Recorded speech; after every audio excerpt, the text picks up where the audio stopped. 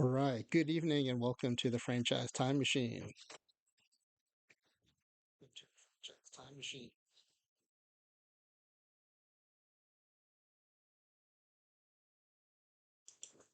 Okay, sorry about that. I think didn't have my headphones on. So good evening and welcome to the Franchise Time Machine. Tonight we are going to be doing something a little weird. We are going to bring five Major League players who lost fingers to 2023 to join the New York Mets and to see how far they can take them. The genesis of this idea came from this morning's OOTP card release show hosted by Paul Sporer. And it was Negro League set number 3 and was all players who had played for the Birmingham Black Barons. And one of them was Artie Wilson. And, Sporer also always gives a little bio of the player, tells us some interesting information or stats, in addition to kind of going over the card shape and the attributes of the card. So in this one, he mentioned how Artie Wilson had lost a finger and still, I think it must have been his thumb, and still managed to have a very successful career in the Negro Leagues. So that got me thinking about some other major leaguers who have lost fingers, mostly during their careers, some before, one after. But so of the four, five of them had successful major league careers even after losing a finger, which is kind of amazing. It's hard enough to make it to the majors. It's hard enough to be successful in the majors. It's hard enough to stick around. But imagine having to do that with fewer than 10 fingers. Um, so yeah, I thought it'd be an interesting experiment, an interesting set of players. And at first I thought this is kind of a morbid topic or theme, but pretty quickly, especially after hearing about the story of Artie Wilson, uh, I realized and or decided that I'm going to view this as kind of an inspirational theme instead of a morbid one. Because again, these players had to overcome a lot. Well, at least four of them did, um, to to have major league careers after their injuries. And so we're gonna do that tonight. I've got the five players. I have slides I'm gonna roll out here to introduce each of them. You already know one is Artie Wilson. You can probably gather from the title slide that's on the screen right now that another one of them is Mordecai Brown. But there are three more. Hey, Max. So would this team hate KFC because it's finger looking good? Well, that is why I decided to name it Finger-Missin good. Um, Kind of a play on the KFC tagline, but they still, all of them still have plenty of fingers left. Max LP80 joining us in the chat tonight. Thanks for being here, Max. So I'm going to introduce the players.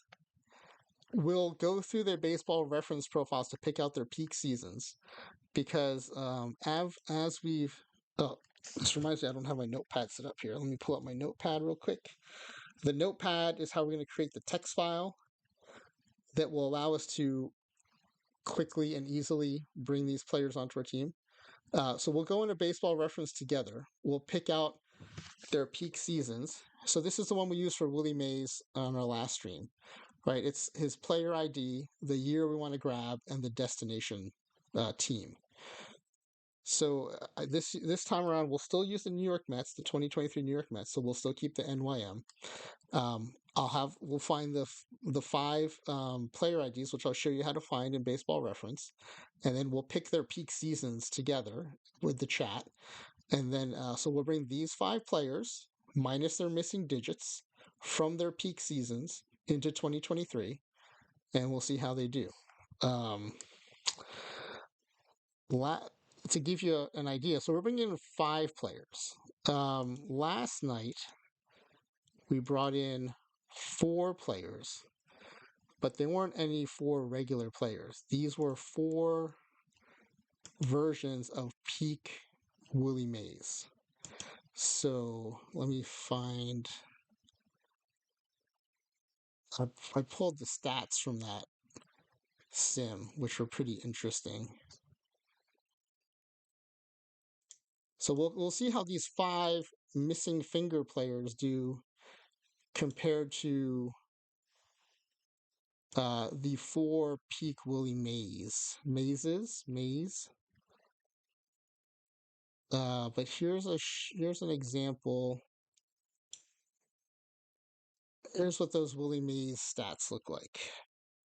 So this is only four players, but they are four players who are probably significantly better than the five players we're going to bring in. So I don't think they'll have as much of an impact. But this team, I believe, won 124 games. The AI decided to bat the four Willie Mays 1 through 4 in the order. Um, each one hit at least 50 home runs. Each one had at least 120 RBI, and each one scored at least 130 runs. So that gives an idea of what a handful of good, no pun intended, but a handful of good players can change a team. So this is a Mets team who won. I want to say they won 100 and I want to say they won 75 games, but let me look that up for sure. Yeah, it's a Mets team that won 75 games, 75 and 87, and with the help of four Willie Mazes, won 124 games. So that's almost a 50 game swing. So we'll see what these um, five new players can do. And then, so I keep pushing stuff back. I just want to go over real quick some of the upcoming content, and then we'll jump into our player intros. Okay, so last night I pushed, or no, sorry, I took last night off and I watched Max LP 80 actually um, stream, and then I also joined Cheeky, who's an affiliate, OTP affiliate. Uh, I joined Twins 34 on Cheeky stream to help Cheeky set up a 1985 San Diego Padres season save. And I actually think he's going to do more than one season, so I would just call it a franchise save. So there's a lot of good information there. I contributed some insights from my experience doing it. Twins has a ton of knowledge. I was really impressed with all the stuff he brought to the table. And I learned a lot from that experience too. So I highly recommend. It's on Cheeky's VOD, so I recommend checking out his 1985 Padres season or franchise save setup if you want to do a season or a franchise save. There's a lot of good information there. I learned a bunch. It's going to change the way I do some of my season and franchise saves, so I highly recommend it. But so didn't stream yesterday because of that. The night before, I pushed back my planned content um, to do this for Willie Mays joining the Mets sim to honor Willie Mays, who had was announced had just passed earlier that day. So change for that. Today's content again, I pushed stuff back because I wanted to do this. Um, hey, Danny D. Smith Jr. Welcome to the chat. Good seeing you. I actually hadn't seen you in many of the streams lately, so I was glad to see you around. I'm introducing today's episode, which is going to be oh, so you've been lurking. Okay, so you know what's going on. 5 players who have lost fingers. But all these things have been pushed back a bit. So there's a bust to best roster build. I'm going to take a bunch of baseball players who were highly touted prospects or draft picks and who were considered busts. I'm going to take their highest potential numbers in editor. So you'll get a chance to see me use editor. Take their highest potential numbers and make them their actual numbers. So it's really like turning a prospect into what scouts think they're going to become. They're going to instantly become that. And so we'll have a team of busts that I think are going to destroy the major leagues because they were so highly touted. If they become what they were promised to be, they're going to be amazing. A similar but slightly different roster build would be the what could have been team. These are going to be players who had promising careers that were derailed by injury or death or military service or whatever might have befallen their careers. And it's exactly what it says. These are the players people always say, man, what might have been if that person hadn't gotten hurt or whatever. So I'm hoping that people bring some ideas to those too, because I've got a short list of maybe like 30 players for each. I like to add some from input from the chat, take away some to get that down to 26, and really have like a fun squad for each of them. And then I'm going to be revealing rosters for a new weekly series. I'm going to play one or two games each week. We'll do instead of season a super fast season sim, or instead of just watching highlights, we'll just do play by play because I think it'll be a lot of fun to see this team kind of play out. I think I'm going to put injuries on, which I normally don't do. We're going to have a reserve roster, so more of them can get into the game. Um, and I think I bounced it off of a couple people, and they were enthusiastic about it and laughed about it. So I think it'll be a lot of fun. So I'm probably going to announce pitchers one day and batters the next day, and then We'll probably start that series sim on Monday. But anyway, here we go. We're going to start off with the Missing Fingers team. I don't know. I don't have a good catchy name for them, but we'll have to figure that out. I just realized they didn't set up my Google Slides yet, so give me a minute here while I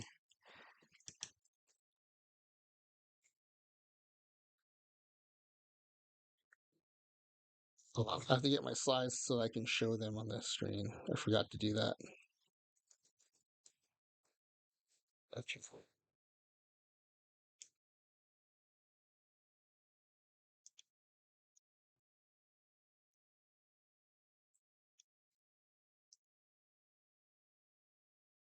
Here we go.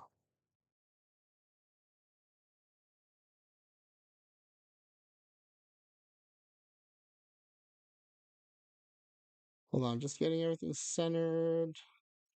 Okay, I'll get better at this over time, but all right. So our first player, you already know, is Artie Wilson. He's the whole inspiration behind tonight's sim.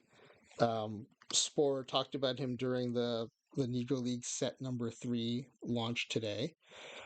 He played for the Birmingham Black Barons, and I found out a few other things that we didn't hear from Sporer, so that I have some newer content. But he played shortstop, and he was known for his exceptional fielding and offense. His nickname was Octopus because opponents said it seemed like he had 8 arms to catch everything on the field. And unlike some purely defensive-minded shortstops, he was also an offensive weapon. He had a 374 career batting average and hit 437 in 1948.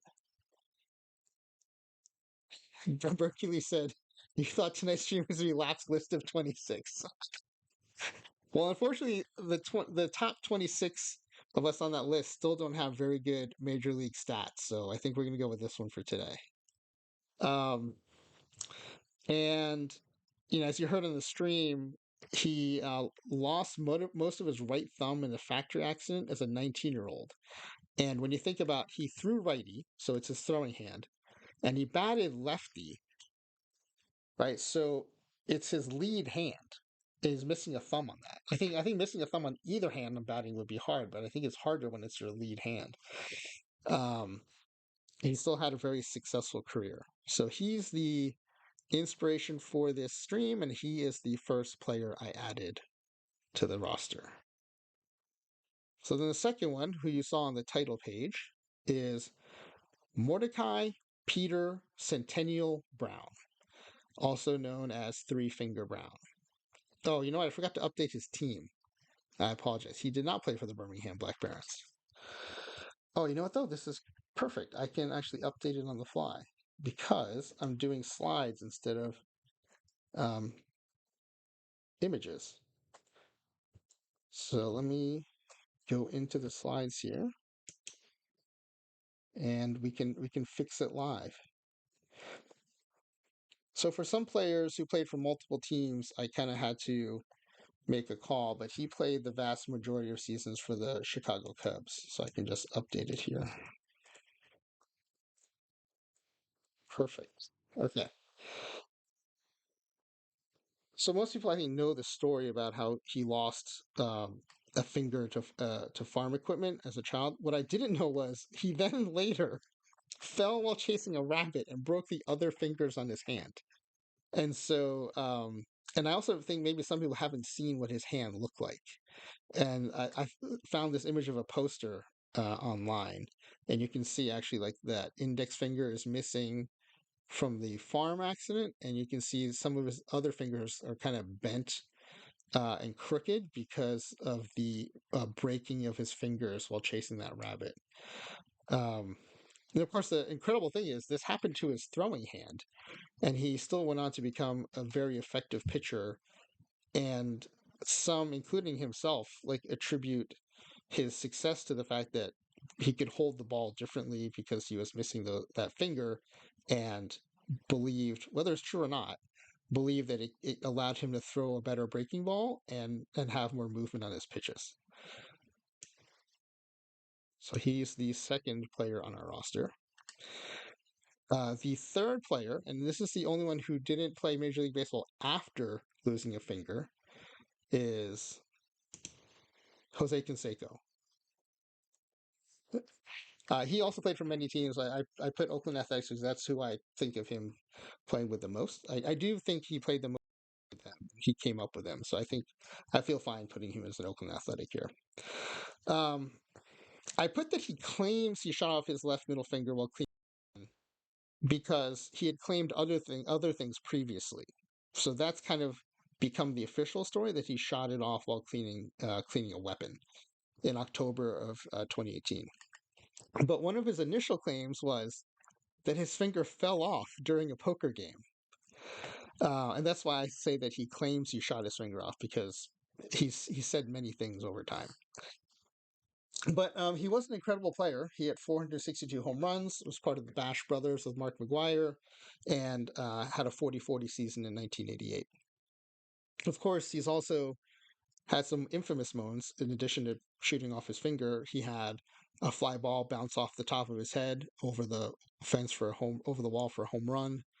Um, and I think after he retired, he, kind of stayed in the spotlight by having lots of like wacky antics going on. But I don't think we should forget that at one point he was an amazing major leaguer. So, and we get to pick his peak season, so he definitely makes the team. Hercules says that's a good one. Did you mean Jose Canseco or his excuse that his finger fell off during a poker game?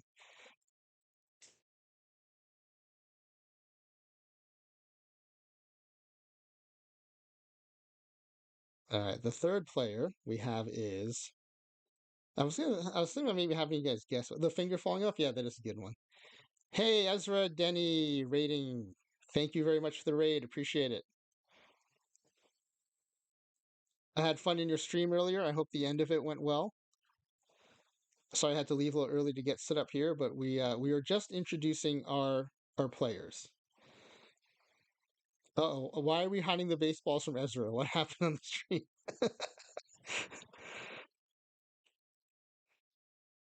All right, we're just now doing our player introduction, so I'll just zip through the first two slides real quickly. The first one was Artie Wilson, who you already know from the. He's known to throw a few. Oh, you had the best player development report you've ever had. Uh oh. Yeah. So Artie Wilson, who was the inspiration for this episode, you all heard about him on Sporer's stream this morning, and he lost most of his right thumb in a factory accident. Um, and he threw righty and batted lefty, so that's a big deal to lose his right thumb. The second player who was in the cover, the title page, so I kind of gave it away early, but I think most people would have guessed if I'm doing a stream about people losing fingers that Mordecai Peter Centennial Three Finger Brown would be on the roster. And the part that I learned in preparing for this episode was that after losing his index finger to farm equipment, is that he then fell while chasing a rabbit and broke the other fingers on his hand, which is why his other fingers also look um, gnarly in addition to missing his index finger. And then we just introduced Jose Canseco. And Jose Canseco, who initially claimed that his finger fell off during a poker game. Yeah, Ezra, I thought that too. When I first started seeing pictures of him, after knowing him was three finger round, I was like, that's four fingers, but maybe they don't count the thumb. I don't know. So if you ever need an excuse, Jose Canseco's your man. He came up with the gem that his finger fell off during a poker game. All right, our fourth player is Hugh Ignatius One Arm Daly, who played for Chicago/Pittsburgh. He didn't play for Chicago and Pittsburgh. In Baseball Reference, it says he played for Chicago/Pittsburgh.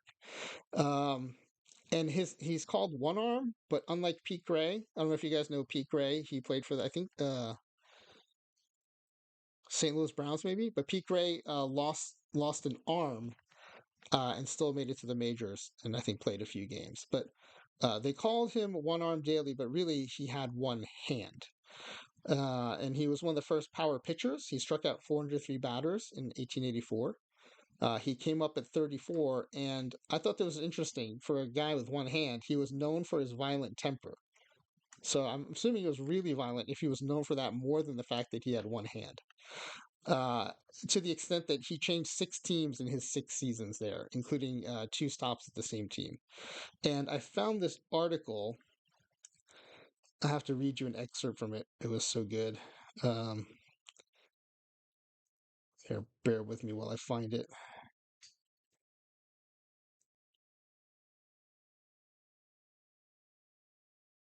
Oh, here it is. The article focuses on his violent temper.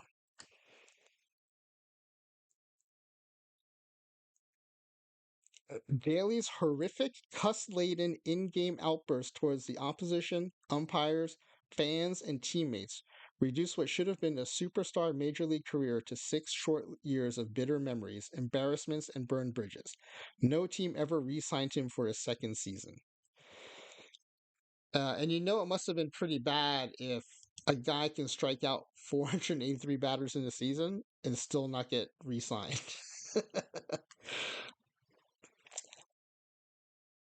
But we're going to add him to the 2023 Mets and see what happens. And then the fifth person on our team, and this is a suggestion from Fussmucker, so I don't know if he's in the chat, but thank you for the suggestion, was Carlos May. So I hadn't heard of this story until I researched it tonight. So he played for the Chicago White Sox. He came. Yeah, the New York Ezra Tenney is right. The New York media will love Hugh and his outrageous temper. God, can you believe that guy's temper? Which guy? That guy. Oh, the guy with one hand? Oh, he has one hand? Anyway, so Carlos May played for the White Sox. I thought this was interesting. He came up in 69 as a rookie and was still in the Marine Reserve. So I guess this happened during the season. So he must have been playing and then done some Marine Reserve duty during the season. And while cleaning out mortars, one of them, there was an explosion and he lost his right thumb. And this was during a rookie season in which he was an all-star or had a home mortar. No, according to the sources I found, it was as part of the Marines. So he was not at home. He was on a Marine base. Um, but this was during a rookie season in which he had been on the all-star team and and still finished third in Rookie of the Year voting. He managed to return in 1970, the next season, for a pretty healthy 285, 373, 414 slash line for an OPS of 788. So, and he went on to have a pretty decent career. The other thing I thought was interesting is his last name is May. He was born on May 17th, and when he showed up to the big league club, his jersey said May 17th, so he had his birthday as his jersey. He didn't ask for it apparently. They just like did that for him. So I thought that was cool. All right, so those are your four players, and we're going to add them to the 2023 Mets. So the first thing we need to do, and here's my checklist of things that we need to do. I still use it so I don't forget anything. We need to build our roster. In this case, we're not building an entire roster like we did with the rookies or the father-son team. We're just going to build a roster of these 5 players, and then we'll import them as a single importing transaction. So we're going to do that first. And we're going to do that in a notepad. So here's that Willie Mays notepad. I'm going to create a new page for this team. Okay, and then to get their information, both their player ID and their peak season, we're going to use baseball reference. So here's the baseball reference window we'll use. Let me close this ad. Okay. So it's currently on the Mordecai Brown page, so why don't we just go ahead and start with him. We don't necessarily have to go in the order of the slides. So for his, oh, I cut it off. Let me adjust the view a little bit. You need to see the URL. Okay, so his player ID is in his URL. So it's Brown MO01. If you ever want to try to guess it, it's the first 5 letters of the last name, the first 2 letters of the first name, and if they're the first one with that letter combination, they get an O1. If they're the second, they get an O2, and so on. So what I just did was I just copied and pasted it into the notepad, and then it's just a comma delimited text document. So we're going to put comma. The year is going to go between the first 2 commas. We don't know the year, but we know we're going to add him to the New York Mets. So we're just going to do NYM. Okay. All right. So let's pick out his peak season. I don't know if any of you know his career well enough to have a suggestion without looking at the stat lines, but I need to see the stats. Okay, so usually I go by a few things. The awards. And I'm going to have to adjust the view so you can see the awards. There we go. Okay. So there's awards on the far right, and then I look for black ink, which is anything bold, means they led the league. So I think, ERA is okay. I like to go by whip. But yeah, look at this run here from 1906 to 1909. 26 and 6, 20 and 6, 29 and 9, 27 and 9, with whips below 1, going as low as 0.842 in 1908. So I definitely think we're going to pick from that peak period. I think it's just a question of which. It's hard to not pick this one. Led the league in ERA, shutouts, ERA plus. I don't remember the last time I saw an ERA plus over 200.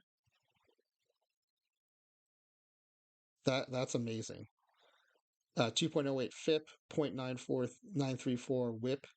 So the WHIP is not the lowest in his career. It's actually almost a whole tenth of a point above his insane 1908 0.842 WHIP. But this 253 ERA plus just shows you how much stronger he was than the other pitchers in the league, at least by going by ERA, which is not necessarily the best metric. But what I don't understand is there's an ERA plus stat, which gives you their ERA relative to the rest of the league.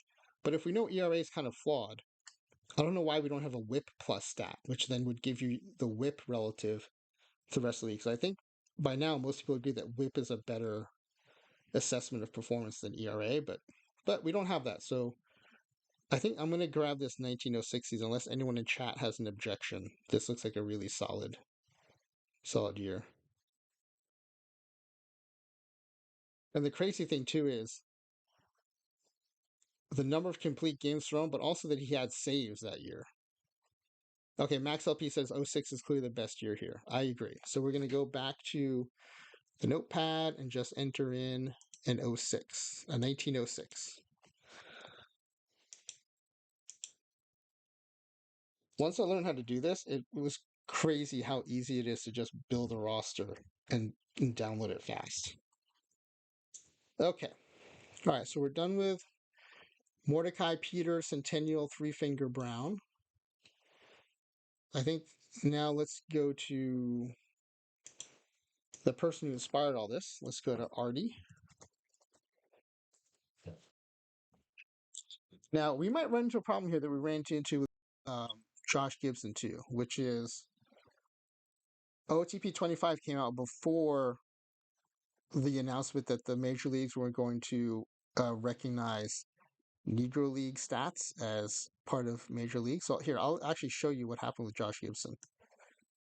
For that all rookie team, I wanted to import Gibson from 1933. When we did the import, we got this Josh Gibson on the left. Lots of red and yellow in the profile, like not a very strong hitter. Definitely not the hitter that had like a 1086 OPS that season. And we tried a lot of different ways. We made sure that the minor leagues are on in case OTP was looking for the Negro Leagues in the minors. We did a bunch of different adjustments to try to get the right Josh Gibson. So then I thought, well, maybe he's not even in there in the form that we expect with that 1086 OPS. So I went into the 1933 season, and if you go into a season, and I can show you this later, you can change your league. You don't have to stay in the major leagues, so you can go to any league. So I went to the league pull down, which is right here. Sorry, I'm pointing to some on my screen which you can't see, which is on the top pull down menus where it says MLB. You can just pull that down to NEL. So we went to the Negro Leagues, went into the Pittsburgh Crawfords, and found this Josh Gibson on the right. This is what we were looking for. Tons of contact, tons of power, just like an offensive weapon. And those attributes definitely line up more with a 1086 OPS. So it's still not clear why the import doesn't work, but at least we knew what the attributes were. So I went into editor, took some screenshots, and basically got all of the attributes that make up this really good Josh Gibson, came back out into the import, went into editor and just basically corrected it and put in the 1933 attributes until the one on the left looked like the one on the right. So we may have to do that with Artie Wilson, which might not be terrible because some people might want to see how to do that, and I'm happy to show you. But in the meantime, let's pick out that peak season for Artie Wilson. Again, I think the thing to remember with these stats is it comes with a shortstop who was so good that his opponents called him the octopus because he was just grabbing everything that was hit near him.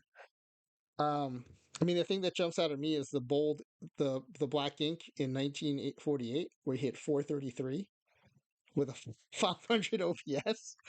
Um, and it's not a small sample size thing either. I mean, it is relatively small compared to a major league season, but it's his second highest game total of his career. So I feel good grabbing that season. So we'll take the 1948. Oh, and here is his player ID. Wilso for Wilson, AR for Artie, and O2. So this ID for 1948. So we'll go to the notepad.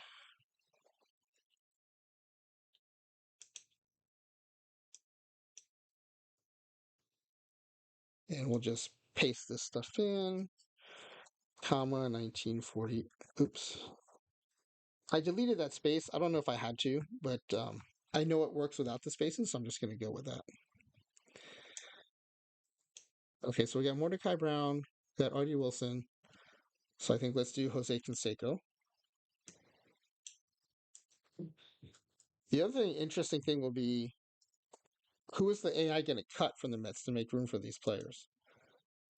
I think clearly all five of these will be better than than current players, so they will make it onto the team. But I don't know who they're going to cut. and I can step in and make changes. Like, oh, one of the crazy, I talk about RNG is going to RNG and AI is going to AI. One of the craziest AI is going to AI things I've seen was when I brought those four Willie Mazes to the 2023 Mets because I figure one in left, one in center, one in right, and it's 2023, so the NL has a DH. Put one at DH, right? You would like clearly four MVP caliber Willie Mays seasons should make that team. Yet the AI put one of the Willie Mays in the reserve roster and only took three to the active roster. So if you're ever upset that your AI is screwing you over, it could always be worse. It could be sending Willie Mays to the reserve. All right, so here we go. We've got a Rookie of the Year season in '86. We've got an MVP season in '88. We've got a fourth in MVP voting in '91. And then I think he did peak in Oakland, but he did this have this year in Texas where he was 11th in the MVP voting, and then in '98, '99 he has a Silver Slugger year and an All Star year. But I think those are pretty far removed from his time. Even though he did hit 46 bombs in 1998, it was with a 237 average. So I don't think we're going to look at those. I think we can focus on the Oakland era. I'm inclined to take the 40-40 season. I think seasons like that are pretty incredible and worth acknowledging. It is also the year he won the MVP. He did lead the league in home runs, RBI, slugging, OPS plus, and he managed to steal those 40 bases. Only got caught 16 times. It's not a great percentage, but it's actually pretty good for a power hitter. So unless there are objections from the chat, I'm going to grab the 1988 Canseco for Kinsei J001.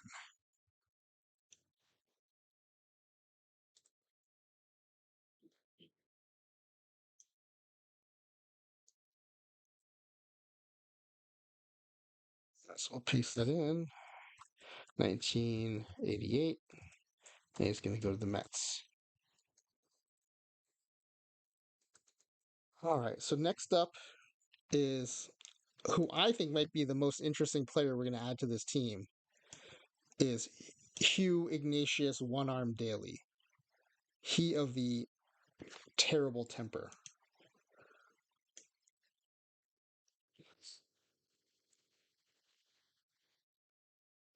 I wonder if the games had a Hugh Daly. I can't remember off the top of my head. And I've only been through PT 24 and 25, so I don't really know, but I'd be interested to know that. Okay, and I think here, well, we should dig in, but that 483 strikeout season definitely jumps out. It's 1884. He was actually is a split across two teams. I'm guessing his terrible temper led him to get released or cut, and then he finished the season with another team where he had two starts. But 483 strikeouts, 1.035 WHIP, 8.7 strikeouts per nine, 6.71 strikeout per walk ratio. Um, he's had better win-loss records, but again, I think wins are a flawed pitching stat. But he went 28 and 28. Uh, these dead ball era stats, I always love seeing the number of complete games. 58 games, 58 games started, 56 complete games, 5 shutouts. I don't really see another season that competes. Yeah, so let's grab that one. 1884 for Daily HU01.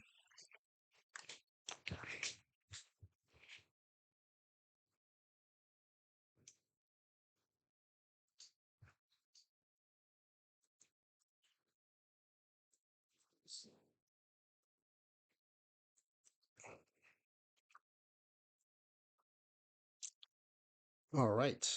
And then our last edition will be Carlos May.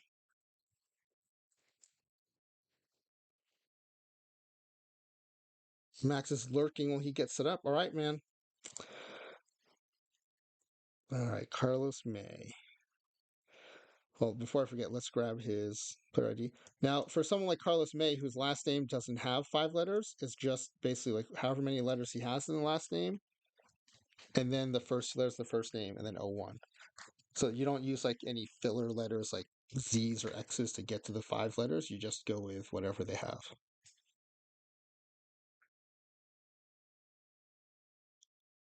All right. Let's see. I think the really interesting year is 1969, which is the year he got injured and lost his thumb. He was an All-Star, third in Rookie of the Year voting, 873 OPS. Even in a shortened season, he hit 18 home runs. Then the next one I think to look at is his other All-Star season, which is a few years after the injury. He had 12 home runs, 23 steals, 308 average, 843 OPS. And then maybe let's take a look at the next season where that's his career high in home runs with 20. He did get some MVP votes then as well, but his average dips to 268 and a 747 OPS. So I think we're going to be choosing between 72 and 69. The higher average in 72, but the higher OPS in 1969. I'm kind of leaning towards 1969, partly because, one of the benefits of the base game, or perfect team, but in the base game, if you turn off injuries, is they get to play out the season. So I like the idea of giving him a chance to play out that rookie season without blowing his thumb off. So we are going to take the 1969 version of Carlos May.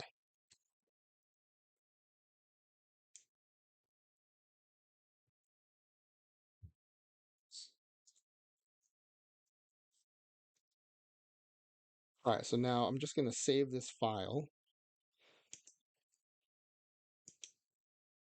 I'm going to call it Fingers. All right. Now we're going to go into the game.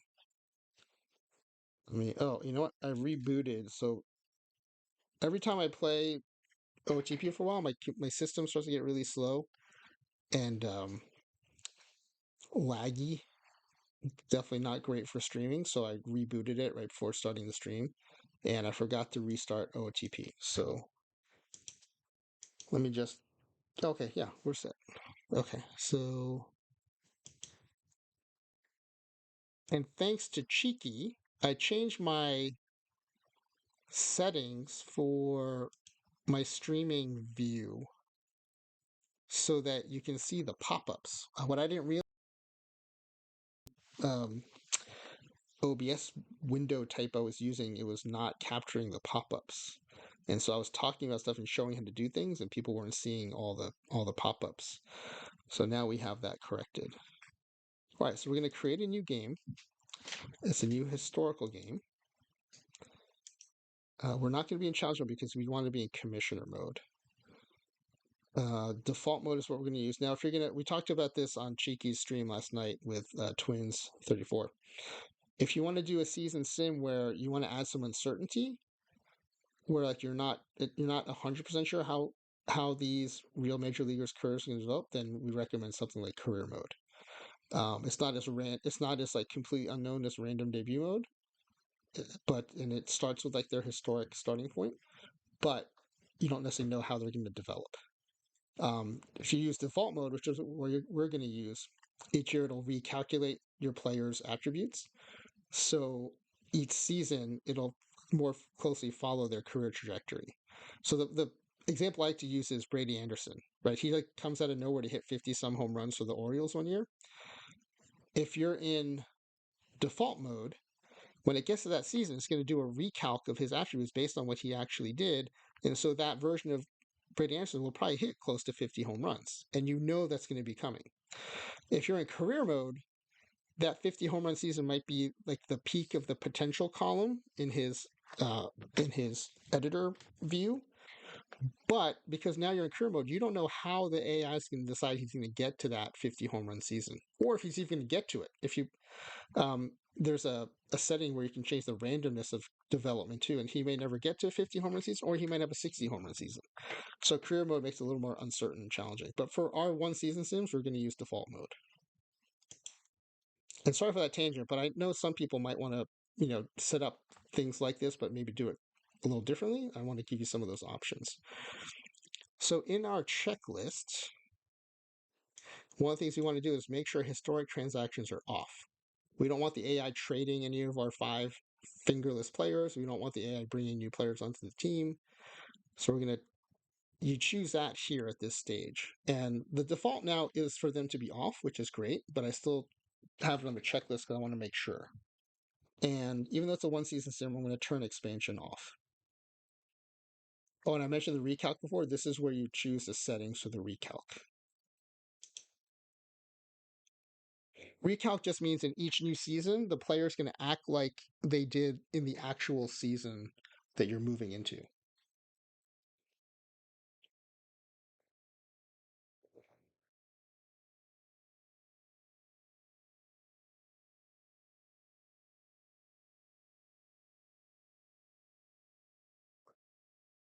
Okay, so we're going to name this, just call it Fingers 2023. And we are going to be in commissioner mode, and we cannot be fired.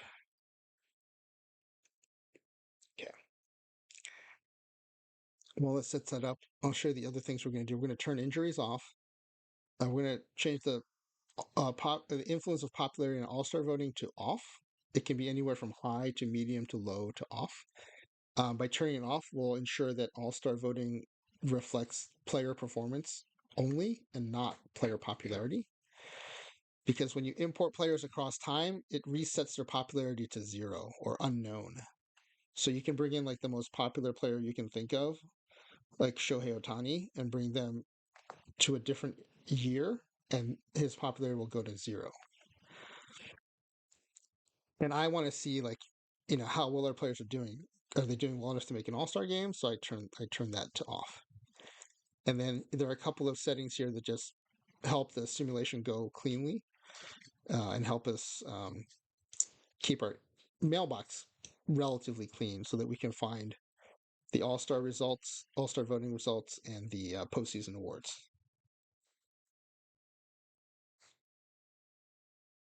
All right, so it's importing the players to form the league and the league history. And then once we're in there, we'll be able to do the rest of these things. And again, the target we have is 75 wins, is what the 2023 Mets won in real life. And we'll see how many more wins these 5 players help us get.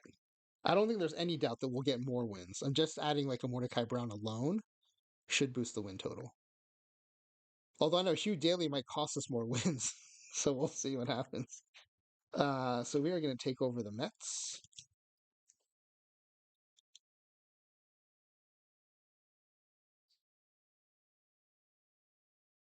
Now, sometimes if we bring a whole roster in, I take over a team and change the name to Franchise Time Machine.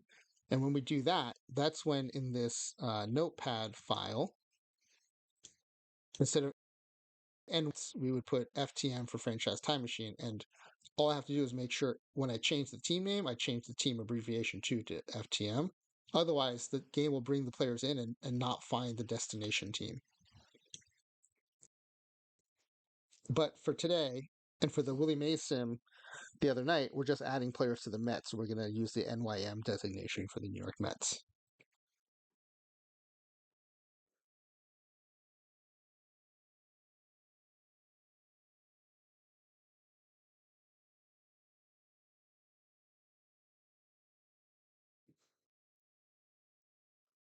And for those of you on the chat, maybe start thinking about if 75 wins was the baseline, how many do you think we're going to get with these 5 players added?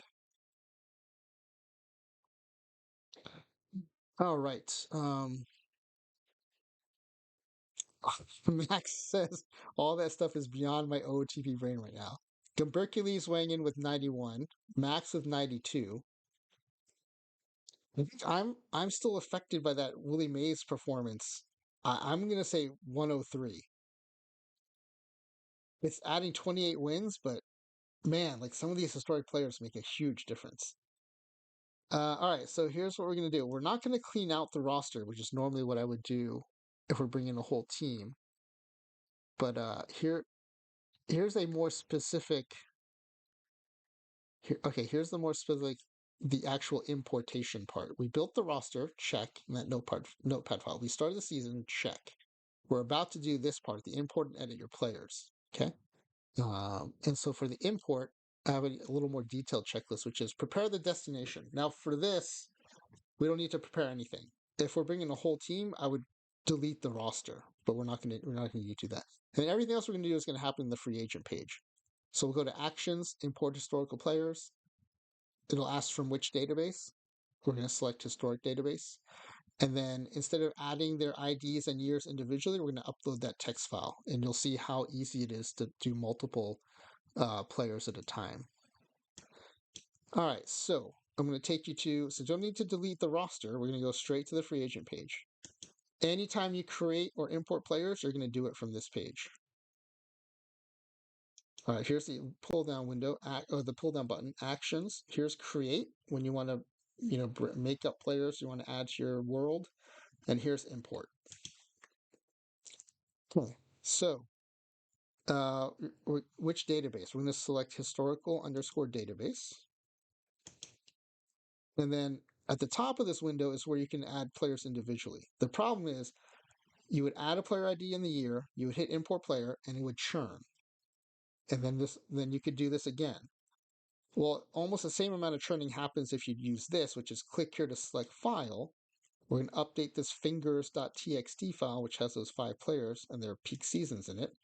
And it's going to do almost the same amount of churning, but instead of having to do it 5 times, we're just going to have to wait for it once.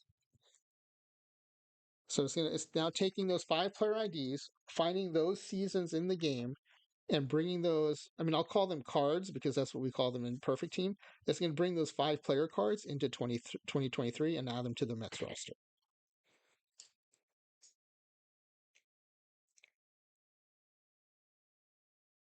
Now, I think this is a little different from when I played it in previous versions of OTP. It'll actually add them to the 26-man roster and go over 26 players. And then when you can go in and do it yourself. Oh, okay, here we go. Historical player import succeeded. 5 players imported. So that's our first check. We had 5 players on the list, and it brought in 5 players. So we're already feeling pretty good about this import. So now let's go to the roster and make sure it did import the 5 players we're looking for. Hey, I see Mordecai Brown. I see Jose Canseco, Hugh Daly, Carlos May,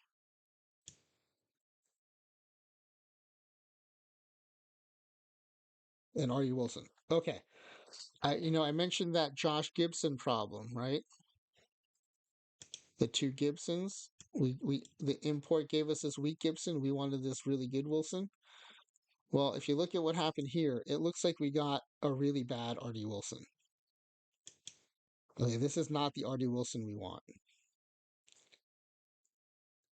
So, I'm going to save this game. We're going to come right back to it, but we're going to go into his season, get a screenshot of his profile from that year, and it'll look more like this really good Josh Gibson. We're going to get a really good Artie Wilson. So apologies if you were looking forward to seeing our fingerless team get in action right away, but if you want to learn how to do stuff like this, then you're in for a treat. We're going to go find this good version of Artie. So we'll do it in the game. We'll save the game right now so we can come right back to it once we get the right data. And I'm just reminding myself, we are looking for the 1948 Artie Wilson. Okay, so the way we're going to do that is the game is saved, so we're going to create a new game. It's a historical game. It's going to be 1948. And this is now when it's really important to make sure that import complete history and minor leagues are checked. I think there's going to be another window where we check minor leagues because we want to make sure that we get those Negro League players who are not considered part of the major leagues at the time. So here, import real Negro leagues, right? We want to make sure that's checked.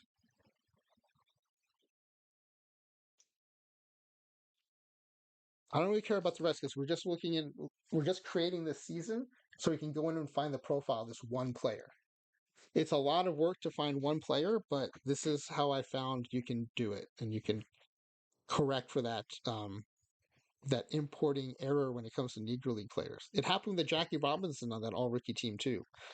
My hope is that in OTP 26, when which will be released after Negro League settings have been added or stats have been added, that we won't have this problem anymore. So I'm going to call this Artie Wilson Recovery 1948.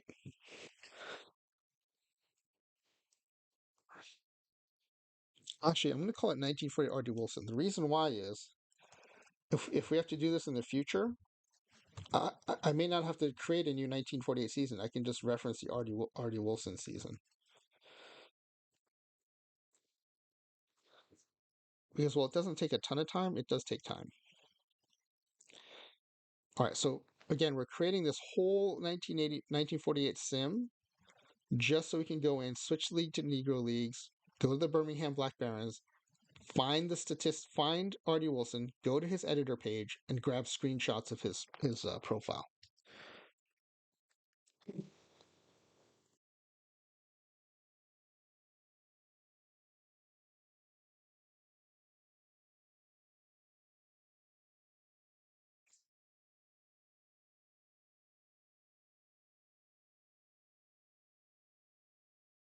But because it is so time intensive, this has changed my plans a little bit.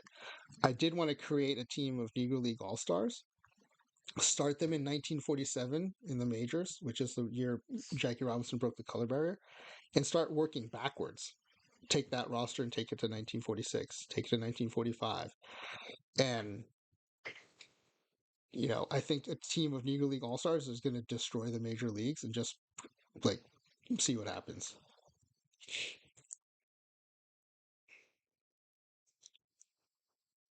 But when you see the quality of players they had and their statistics and their abilities, bringing like an all-star team of those players is going to dominate almost any season. I think the season that would be fun to really do is when they doing that, going all the way back to 1927 and see how they do against the 27 Yankees, or even like the 39 Yankees on the way there.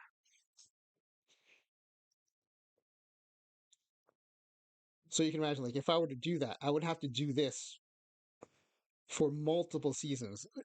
Some of the players are going to have their peak season the same year, which would make the the time go by a little faster. But you have to keep creating seasons, keep going in, keep taking screenshots of their peak seasons, then type those attributes into the destination season, and I think it would get pretty tedious.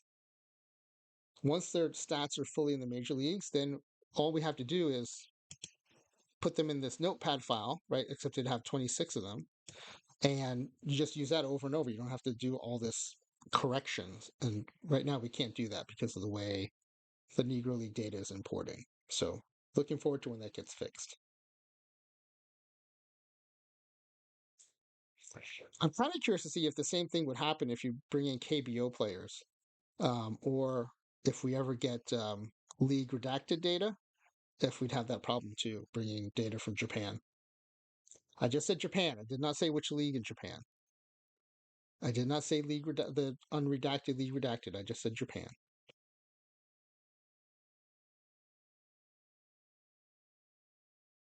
All right, looks like we're almost done here. And as a reminder, we're going to switch the league to Negro Leagues and the team to the Birmingham Black Barons, and we're going to look for Artie Wilson. This is a long way to go. Okay, we do need to pick a major league team to go into. Um, so I guess in honor of Ezra, we'll pick the New York Giants.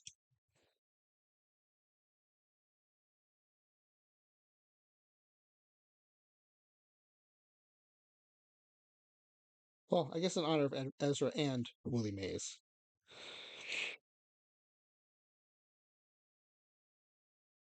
You can see how time consuming this is just to get the right data for one player. So doing a whole roster would be pretty annoying.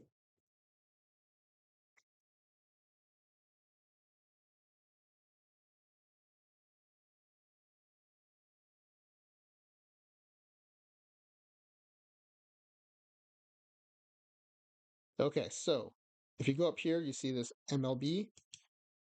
You can use this pull down menu to change what league you're in, and there's the Negro Leagues right there. So now we're in the Negro Leagues. Now you can pick which team in the Negro Leagues, and we want the Birmingham Black Barons. Now we can go to there's Artie Wilson right there, shortstop. Now there's the 5-star Artie Wilson we're looking for. Well, look at this. Look at that compared to that all red and orange weak Artie Wilson that it imported. This is the Artie Wilson we're looking for. 80 for 80 contact, 95 BABIP, off the scale BABIP, 5-star overall, 5-star potential. I will say though, this 50 shortstop rating does not reflect the fielding of someone nicknamed the Octopus because their 8 tentacles grab everything. But this is way closer to what we wanted than what we saw. Now, the way to get this into 2023 now is to go to Editor. If you hadn't done this, this is really fun. You can see like all their different attributes. Oh, wait a second. What is going on? It's not giving me the full.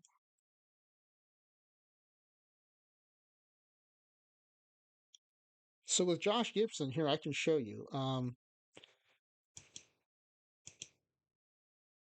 When I did Josh Gibson, here's what I found. Let me hold on. I have to search for it for a second.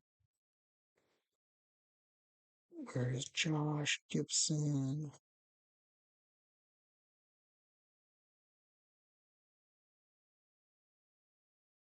Bear with me for a second. Oh, here we go. Josh Gibson.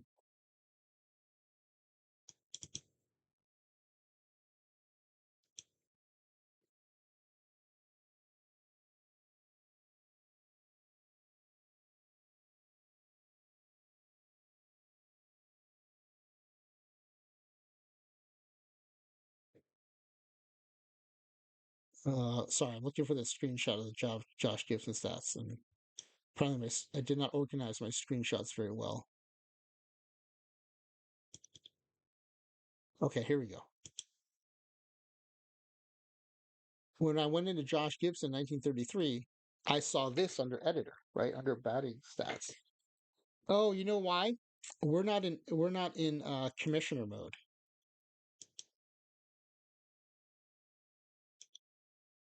So under manager options here, play in commissioner mode.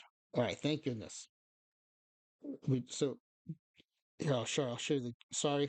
On the game screen, I just went to under manager options. You get this, and then here's commissioner mode. So I just put ourselves into commissioner mode. That's important to remember. You can always take yourself in or out of commissioner mode once you start the game.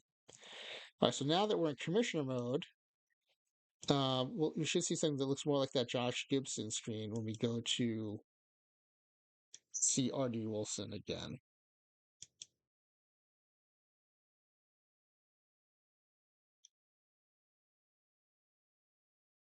So now in editor, there we go. Now you see batting ratings. This is what we need. We need to bring this information into 2023. So let me grab a couple screenshots.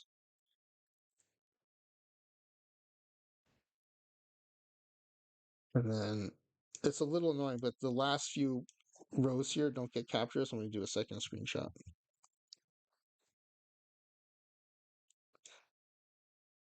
Yeah, so these infield ratings over here are decent, but definitely not worthy of the Oct. But we're going to go with them because we want to be accurate. But at least now we'll have a much more accurate. It'll look a lot more like this when we're done, which is what we wanted. All right, so we're going to say goodbye. I will go ahead and save this. We're going to say goodbye to 1948. We got what we came for, which are the screenshots of his profile. Oh, and just in case there's something important. Is there anything important here? Oh, this is interesting. So there's injury proneness, and usually for like players that play full seasons, this is set pretty low, like in the single digits. And for like a Cal Ripken, it would be ones. His injury proneness is 129, which is more than halfway to the 200 max. So this is actually a pretty fragile player. I wonder if they did this to reflect the fact that he had gotten hurt. And yeah, that's okay. Well, it won't matter in our sim because we have injuries turned off, but that could be a problem if we brought him into a sim that did not have injuries turned off. So it's good to check that. All right, so we're gonna go back to we're gonna load a game now, and we're gonna load our fingers game.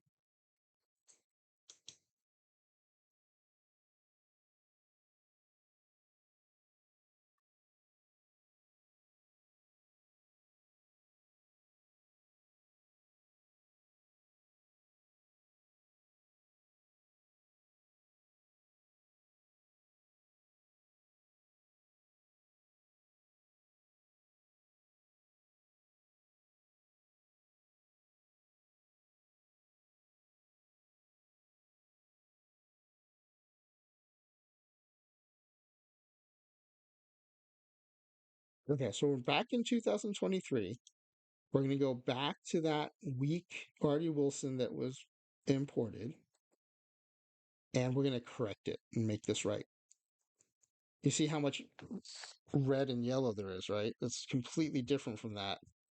One half a star overall, half a star potential. This is a completely undermined version of Artie Wilson. So we're going to go in and correct it.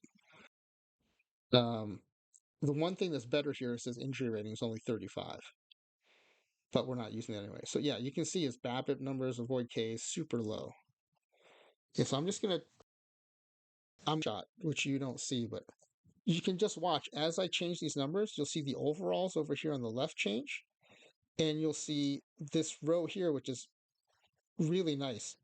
You can watch in real time as I change the attributes what his performance against modern neutral major league pitching would be.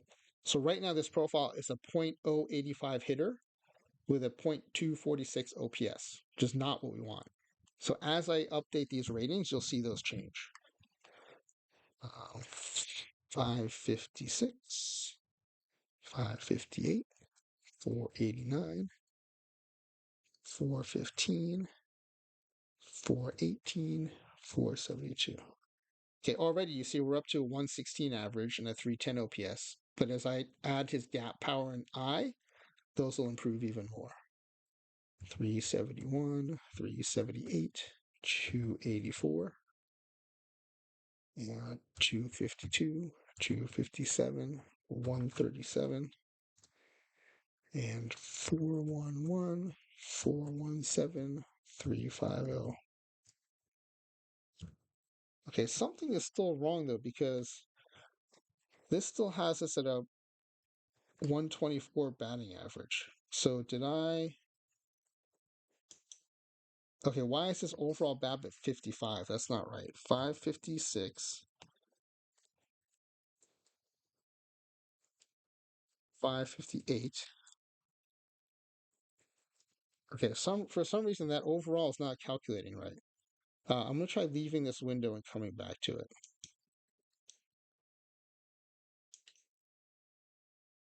Ah, that is so weird. What is happening here? Oh, these reverted back for some reason. 556, 558. Okay, that is not changing. You saw how everything else changed. For some reason, the BABIP does not want to change, and I'm not sure why.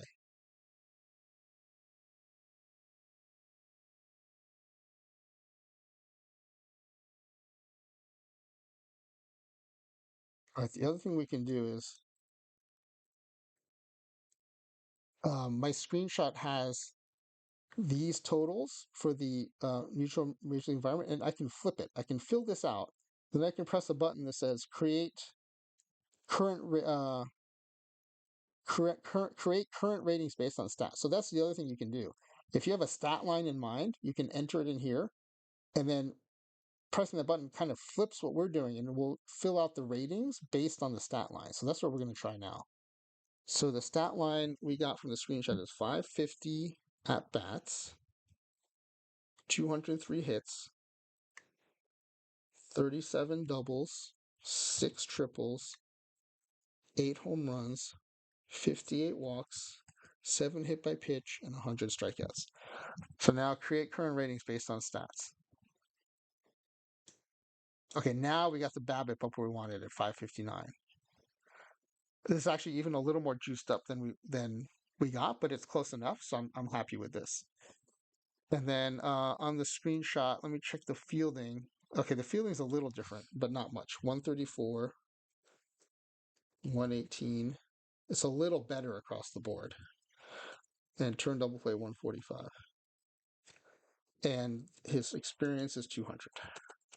Okay, so we've got a 108 rated shortstop now. Just not bad. It's not the octopus, but it's not bad. All right, so I think, and his secondary attributes like his speed and stuff, we're going to correct that too. So they have him as a spray hitter for ground ball tendency and a normal hitter for fly ball tendency. And then running speed, much better, 158. Stealing aggressive, 149. Stealing ability, 155. And then I have to go to the other screenshot for this because I have to scroll for it. So bear with me for a second. Okay, it's 165 base running and then 16 and 4. Much better base running. Okay, so now we have the important attributes, defense, secondary, and batting, all updated. So we are good to go. So now when we go back to the roster view, you can see here he's 5-star overall, 5-star potential. Now, here's the interesting second exercise. You can see here our 5 players were added to the 26-man roster. Our roster is now 31 out of 26. In past versions of OTP, it would add them to the reserve roster because it wouldn't let you go over 26. I guess now it lets you temporarily go over 26, but we're going to have the AI make the roster changes, and it'll be interesting to see who gets cut to make room for these players. So we've got Jose Canseco, Carlos May. We're probably going to cut a couple of outfielders for them. And then on the pitching staff, we got Mordecai Brown, Hugh Daly, and who else are we looking for?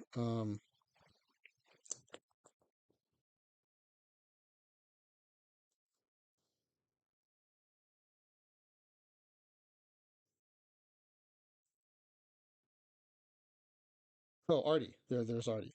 So yes, and so I'm assuming it's not going to cut Francisco Lindor, but it might cut like a Vientos and maybe it'll cut a Guillorme and move Lindor or Artie to second base. Be interested to see what happens there. So let's go AI. We're going to ask AI to do all lineups and depth charts.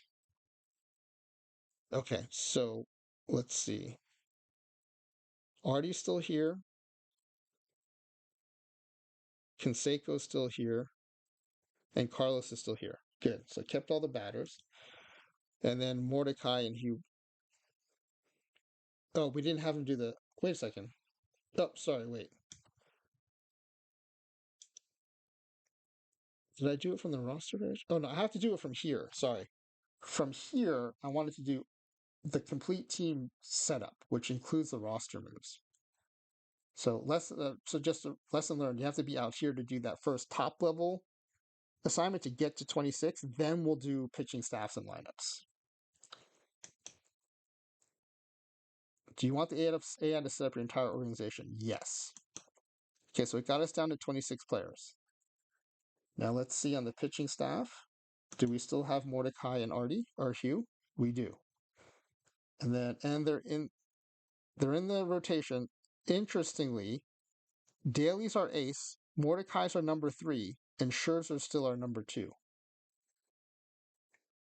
But at least it kept them, unlike the 4th Willie Mays that it sent to the reserve. Okay, and then in the lineups, let's see.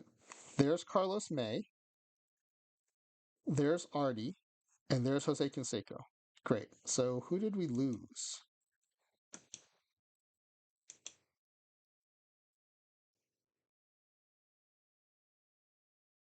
Wow. Okay, it cut Vogelbach, Tommy Pham, which is not surprising, and Sterling Marte. Okay, yeah. So we cut a couple of outfielders, and instead of infield, they cut Daniel Vogelbach, which is a little surprising because he's a left-handed bat. So he picked up a left-handed bat in Artie, but Canseco's a righty, and Carlos May is a lefty. So maybe that makes sense. Maybe the AI felt between Carlos May and Artie Wilson had gained enough left-handed bats that it could send away Vogelbach. All right. Let's see. Artie starting at interesting. Artie starting at DH and leading off. Carlos Mays is batting third versus righties and cleanup versus lefties. Canseco's batting cleanup versus righties and third versus lefties. So it's flip flopping them, but it put them both into uh, premium batting positions. So yeah, Artie, Canseco, and Carlos May are batting 1, 3, and 4 in our lineups. And our two pitchers are first and third in the rotation. So the AI is at least taking advantage of the new players. Okay, so I'm going to sim the first game. Oh, wait, before we do that, I have to change some settings. We have to turn injuries off. Here's a checklist. Um,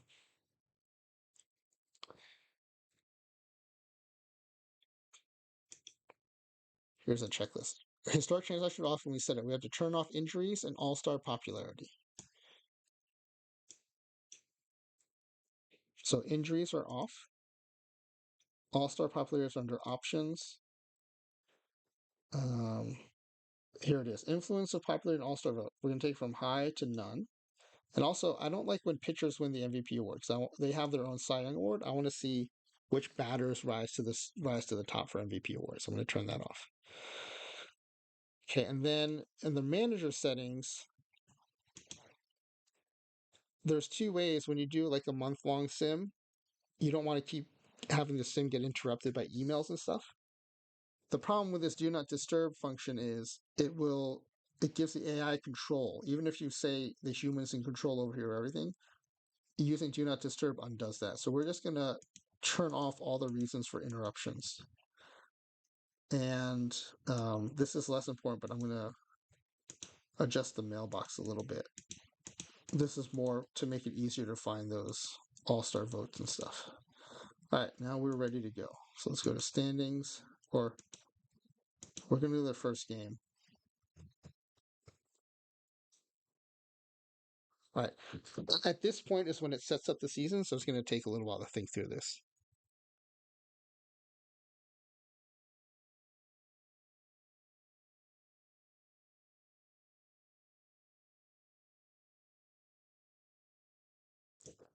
That Artie Wilson BABIP is amazing, but I guess that's what you get when you hit over 400. I don't know if there are any more guesses in the chat, but we got Matt, Max LP 80 with 92, and we got Gumbercules with 91, and I'm going with 103. All right, so we're going to go to game one. Oh, I've got hide score. I'm going to turn hide scores on, and we're going to watch highlights for maybe the first game or two, and then we'll sim the season. And then we'll go ahead and look at the postseason stuff and then raid into max. All right, so here we're going to quick play and we're going to do highlight reel. If you've never done this before, if you've watched a streamer show highlights or play by play of like a game from a tournament or something, you can do this on your own whenever you want. Just hide scores and do the highlight reel. It works in Perfect Team too.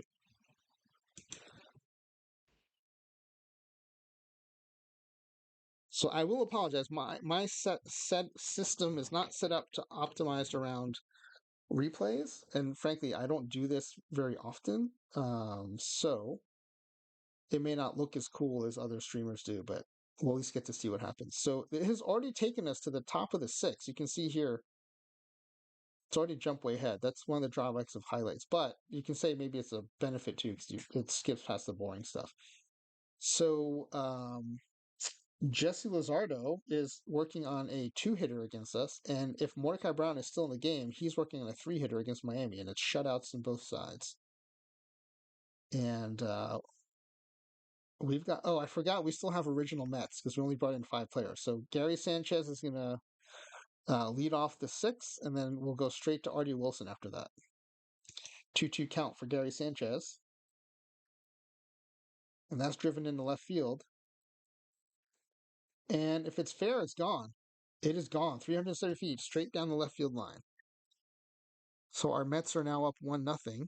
And it skipped to the end of the inning. So we don't get to see, again, this is one of the downsides of highlights. We didn't get to see what Artie, Canseco, or May did. But it didn't change the score, so presumably not too much. All right, we're now in the bottom of the 6th. Hugh Daly is still on the mound. Oh, that's right. It's not Mordecai. It's Hugh Daly. So he's still on the mound. Can we see what he's done so far? It's his first start, so we can see he's got 7 1/3, 2 walks, and 10 strikeouts. Well, yeah, he is a 400 strikeout guy, so that makes sense. And he gives up a walk there. So it'll be 1 out. Runner on first and a 1-2 count for Jorge Soler.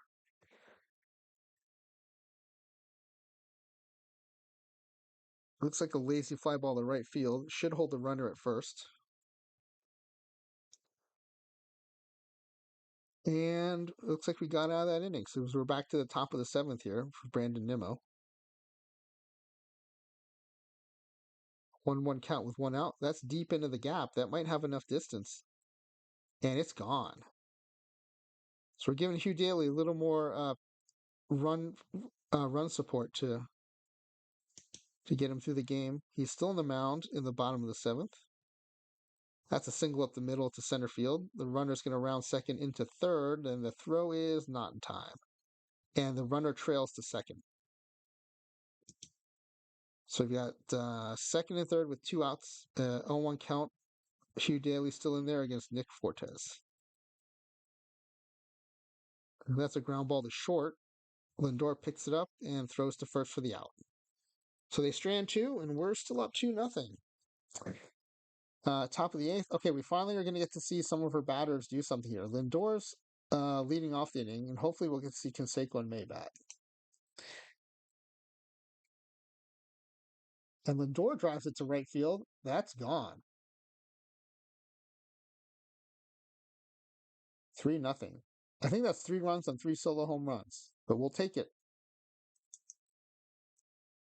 All right, that brings up Jose Canseco. Still no out. And that's a drive to right field. And that's gone. 4 runs on 4 home runs.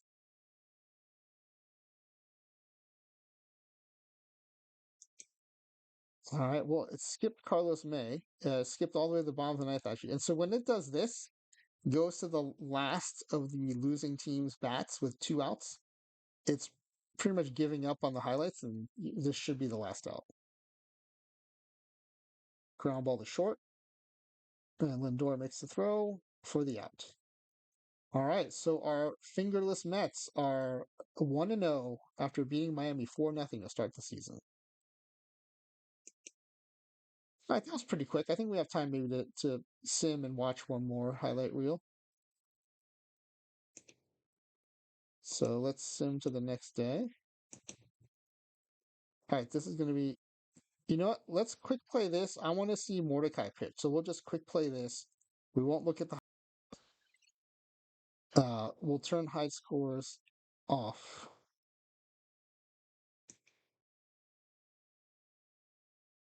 So let's see. The Mets win again, 8-6. Scherzer gets the win. Robertson gets the save. Home runs by 2 home runs by Alonso and 1 by Sanchez. And wow, we almost gave it away. Gave up 4 in the bottom of the 8th to the Marlins, but hung on to win 8-6. So now we'll skip ahead to Mordecai Brown's start. Here we go. Mordecai Brown at Sandy Alcantara. That's an interesting matchup. We're going to hide scores, quick play, and then watch the highlight reel.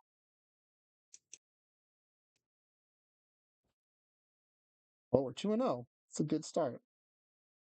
We haven't even gotten a Mordecai Brown start yet. I don't know how many of you all played PT24, but late cycle Mordecai Brown had a card in a dead ball exclusive pack set, and it was a really good card. And I got lucky and pulled one, so it was super fun to play him. All right, we've got Artie Wilson leading off the game. This is what I want to see. Perfect. Artie Wilson leading off the game, top of the first, no outs.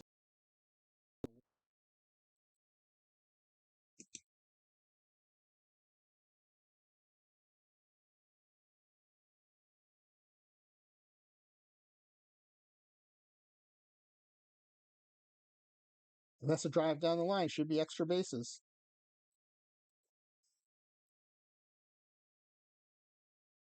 Yeah, he's in comfortably at second base. Lead off double. And we must have stranded him because we're now at the bottom of the first with the bases loaded. Okay, Mordecai Brown has loaded the bases with no outs. That's not what I was looking for. Let's see if he can get out of this jam. Their DH is up. Jesus Sanchez is up with the bases loaded and no outs. And it's a ground ball to second. Flip to short. They turn the double play. One run will score, but they get two outs, which is probably more important right now in terms of getting out of the jam. Which we did. We got out of there with only one run scored, so that's great. Bases loaded with no outs. I'll take getting out of there with one run anytime. Unfortunately, Miami's back up to bat again. Bottom of the third. No outs for Brian De La Cruz. And that's a drive to deep right field, and it is gone.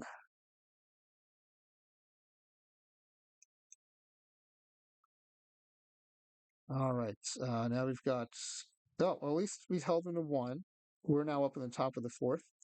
Lindor's on second with Carlos May up at bat. I think this is the first time we're getting to see Carlos May bat. He drives it to right field. That looks like it has the distance, and it is gone. Two-run shot went 401 feet. Ties up the game. Will we get to see Canseco bat? We will not. The game's going to jump his head to the bottom of the fifth. Miami's got one runner on first with a 1-1 count and no outs for Brian De La Cruz. And that's driven to right field. It's going to drop in for a single. Runner holds at second, though, so first and second. Still no out for Luis Arias. He's got big time contact, so let's see if Mordecai Brown can keep him off base. Nope, that's going to drop into left field, and it's down the line, might be extra bases. A runner's going to score for sure.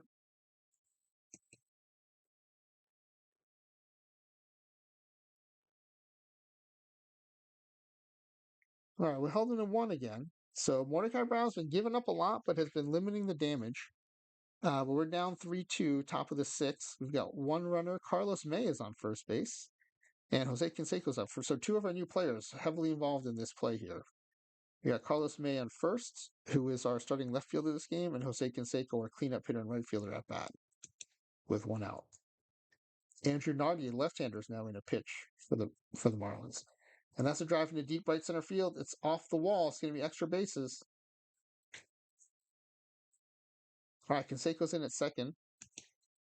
And May held at third. So second and third with one out for Pete Alonso. And he strikes out swinging.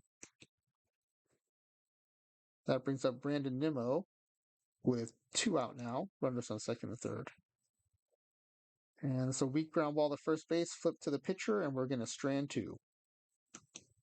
All right, bottom of the sixth now. One out with a 2-2 count.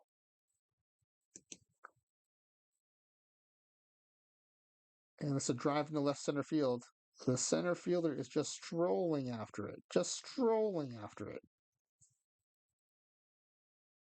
And the runner finding second into third safely. I mean, I know it's just the animation, but it's frustrating to watch a center fielder just stroll after an extra base hit like that. All right, first and third for Nick Fortes. We still only have one out. Let's see if Mordecai Brown can get out of this jam. He's been good at wriggling out of the messes he's made, but this one's going to drop in. It's going to let another run score. Oh, and another error by the outfielder. Let's get behind him. Was that Canseco?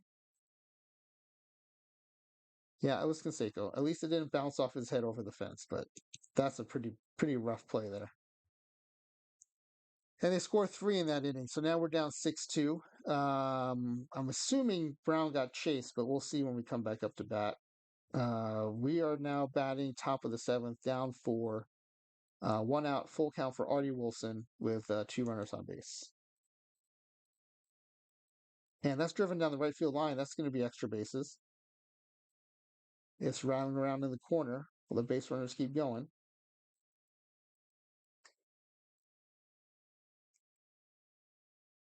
Okay, Artie Wilson's in at second. Guillaume's at third. We've got 1 run scored, and Lindor's up at bat. Still down 3. Tying run at the plate, and he walks. Now we have the go-ahead run coming up to the plate in the form of Carlos May, one of our new players.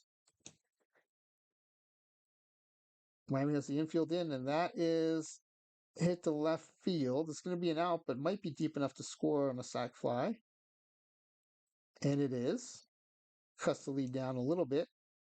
We're now down to a 2-run deficit. Still bases loaded now with 2 outs for Pete Alonso. Oh, that's driven to right field. That might be gone. It is out of here. Grand slam. We go from 2 down to 2 up. 8-6 Mets, the top of the 7th.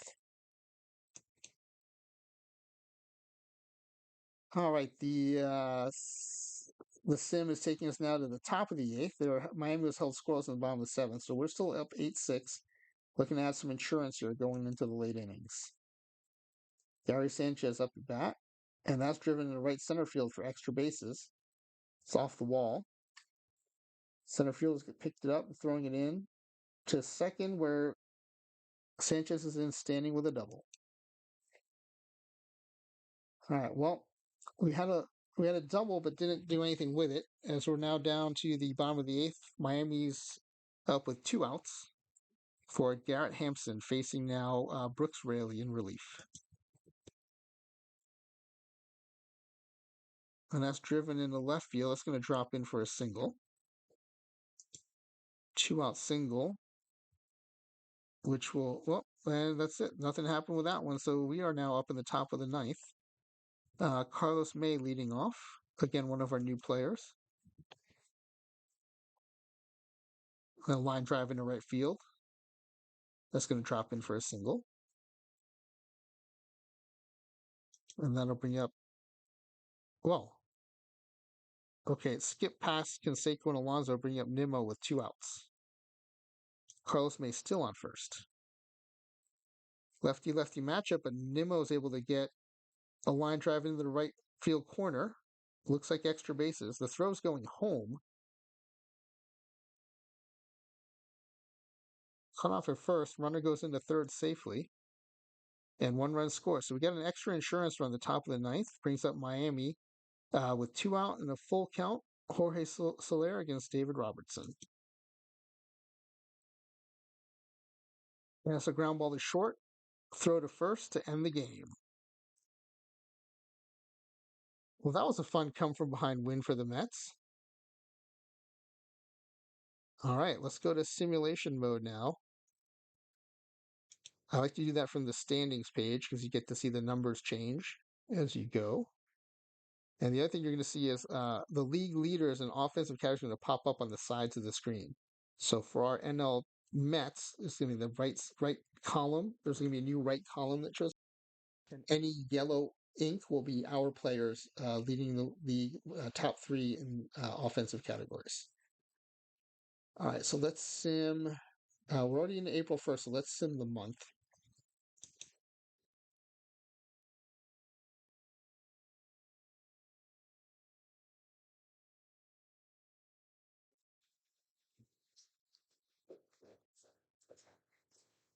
Ooh, we have dropped to 4th place, back up to 3rd, back up to 2nd. Man, we were cruising along in first place, and the wheels seem to have fallen off. Let's see. Artie Wilson was Rookie of the Month. Is this his? No, this is not his rookie. Okay, this happens sometimes when I do imports. This happened with Len Dykstra with the 86 Mets all the time. It was his second year in the majors, but for some reason, in each sim, it was treating him like a rookie. We know for Artie Wilson, this was the last of his 6 seasons, yet it's treating him as a rookie. You see here it says Rookie of the Month. Now, it could be that it's not recognizing his Negro League playing time, which, while not great, it is accurate considering OTP 25 came out before the announcement that Negro League stats were being considered um, Major League.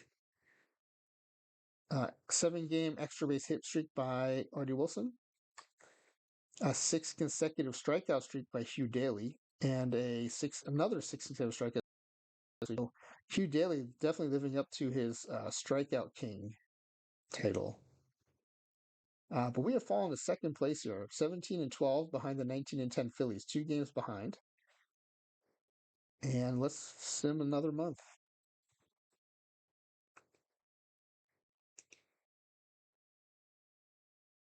All right, we'll drop the throat again, back up to second. Still trailing those Phillies. We can't seem to get below 3 games behind. Mordecai Brown wins pitcher of the month, so it looks like he's rebounded from that shaky first start. And Pete Alonso has had a 4-game home run streak. We are still in second place, now 4 games behind, tied with the Braves, still trailing the Phillies. But the good news is in the wild card race, we are second behind the Dodgers in the wild card race. All right, let's sim to the announcement of the All-Star teams. It's a little over a month away.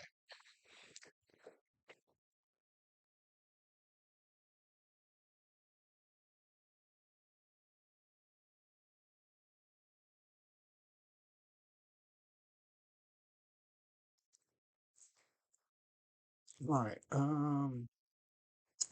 Yeah, we just cannot crack that 3 games behind. Justin Verlander on our watch won career win 250. Yeah, we're now 6.5 games behind. At least we're in sole possession second place, but we are trailing the Philadelphia Phillies. And we are still second in the wild card standings. We're now 2 games behind the Diamondbacks. But we are, and we're only half a game ahead of the Pirates. And I think that's the more important thing for wild card. Okay, so let's see what's going on with the All-Star game here. In the NL, Alonso, who we didn't change, he's third in voting at first base. At shortstop, where we've added Artie Wilson, he is not in the top 3 in votes. In left field, where we added Carlos May, he's not a top vote getter. And in right field, Jose Canseco at least is second in voting on the strength of a 33 home run first half. Yeah, let's look at that stat line in the. Where's Canseco? Oh, it's not order. I like to order them by position. Okay. Jose Canseco, 33 home runs, 1040 OPS, leading the team in OPS. Plus 13 steals to go with that those 33 home runs and only 3 caught stealing. That is a solid first half there. But Acuna Jr. must be having a great season too because he is still ahead of Canseco in the vote, and we have popularity turned off. Oh, okay. Here's Artie Wilson. I forgot that he was our DH. So he is leading the votes in DH. And then Verlander is the leading vote getter amongst the starting pitchers. So I'm going to copy this and put it into a notepad. This is kind of how I keep track of how our simulations went. Copying these messages and screenshotting the standings and the statistics. All right, and then let's look at the All-Star rosters because you can get players added who are not leading vote getters. So Hugh Daly was added as the manager's choice. He's 8-6, 2.49 ERA, 0.87 WHIP. Wow. Okay, our offense is not very good. If he's got a 2.49 ERA and a .87 WHIP, and he's only 8-6, 14.2 strikeouts per 9 innings. Man, incredible. Verlander won the starting pitching vote, so he's in. Um, Artie Wilson voted in as a DH, and Jose Canseco, manager's choice in right field. So what is that, four for All Stars? Not bad. We've had more, but we've also had fewer. That's for sure. Okay, and now we're going to go to the home run contest. Oh, sorry, we have to sim today. Let's go to standings.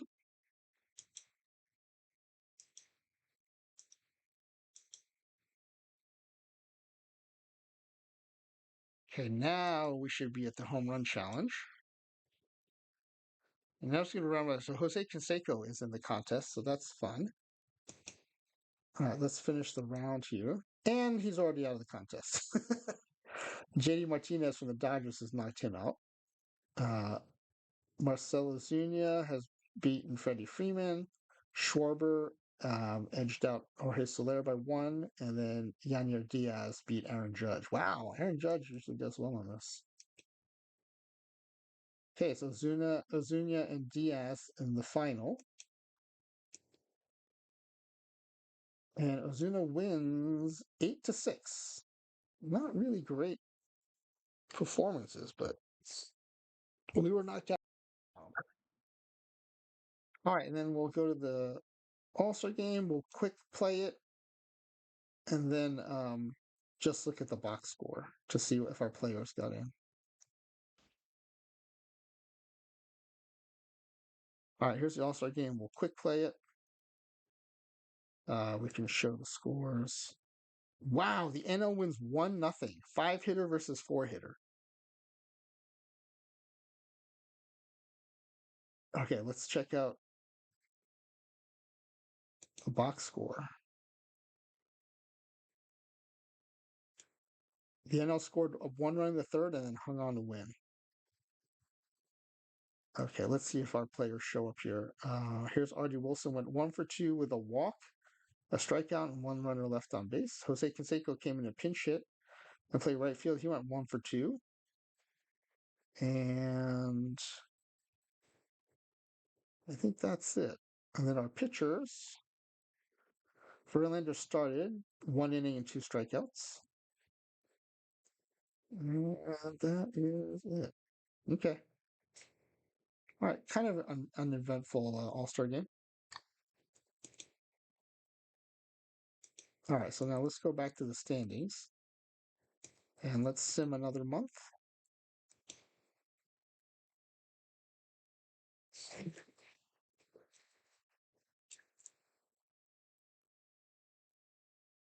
Yeah, we're stuck in that second place spot. No achievements that month.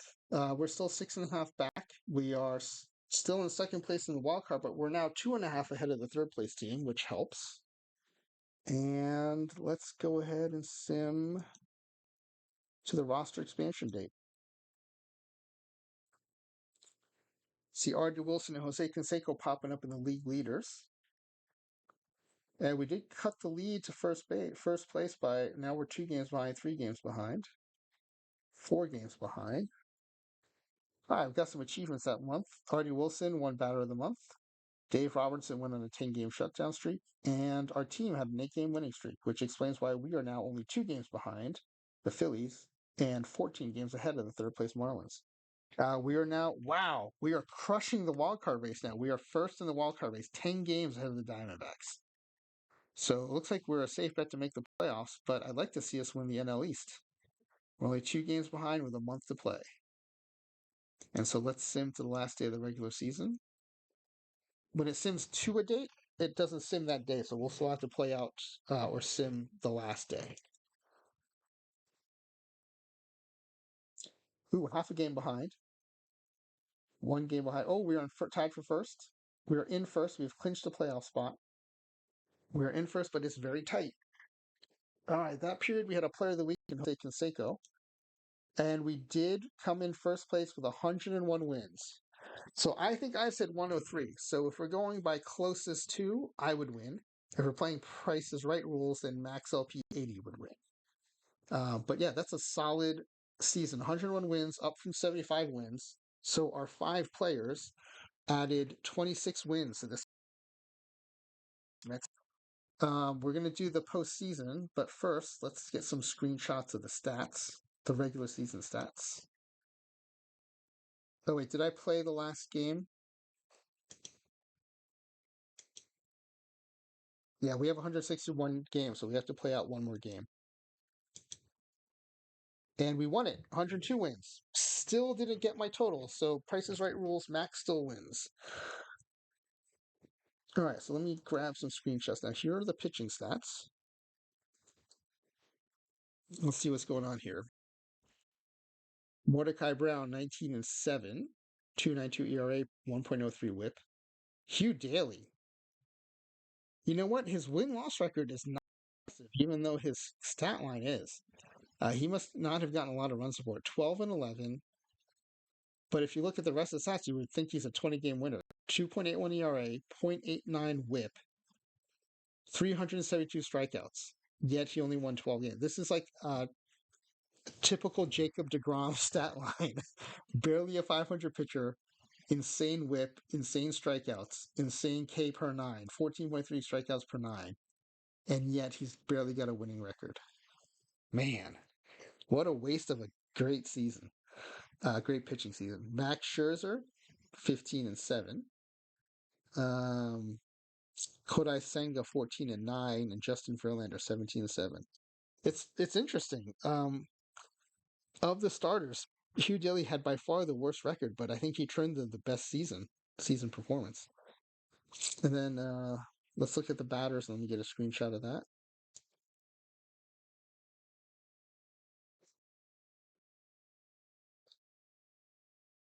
All right, let's see what happened here. Mostly going to focus on our new players, our fingerless players. Artie Wilson at DH. Wow, 363, 971 OPS. It's interesting though. He hit four something in the Negro Leagues that year, but I guess against modern pitching and modern era, that translates to a 363. I mean, there's still some RNG involved, but that seems like the translation there. And then Carlos May, looks like he was just getting hot at the end of the season, but he still had a decent 23 home run performance, which would have been his career high. 246 average, 796 OPS. And Jose Canseco, wow, 51 home runs, 119 RBI, 120 runs, 282 average, which I would bet is above his career average, and a 980 OPS. That is a heck of a season. And let's see what 20 steals. So he's in the 2050 club. Also contributing 26 steals is Artie Wilson. And actually, he led the team. Artie Wilson with 26, Francisco Lindor with 22, and then Jose Canseco with 20. All right, I'll be curious to see if Canseco gets any postseason award consideration with that performance. And also on the pitching side, even Cy Young Award. Will the voters kind of take that DeGrom approach and say, we don't care so much about the win-loss record, but your other stats are so good, we'll give it to you, or will he be sunk by this barely 500 win-loss record? All right, let's go to let's play out the playoffs. I like to do that from the tree. Oh yeah, sorry, we have to go to the playoffs.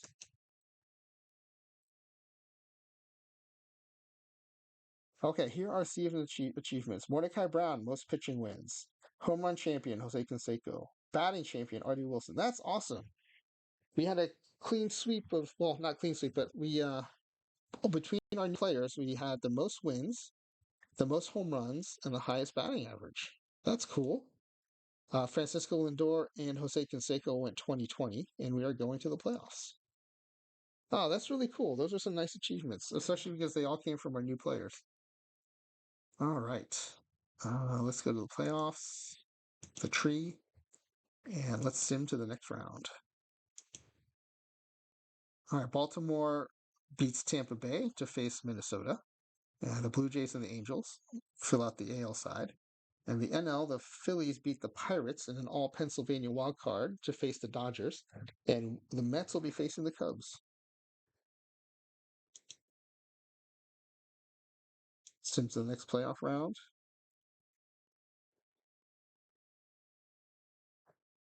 Oh my goodness, we got knocked out of the NLDS.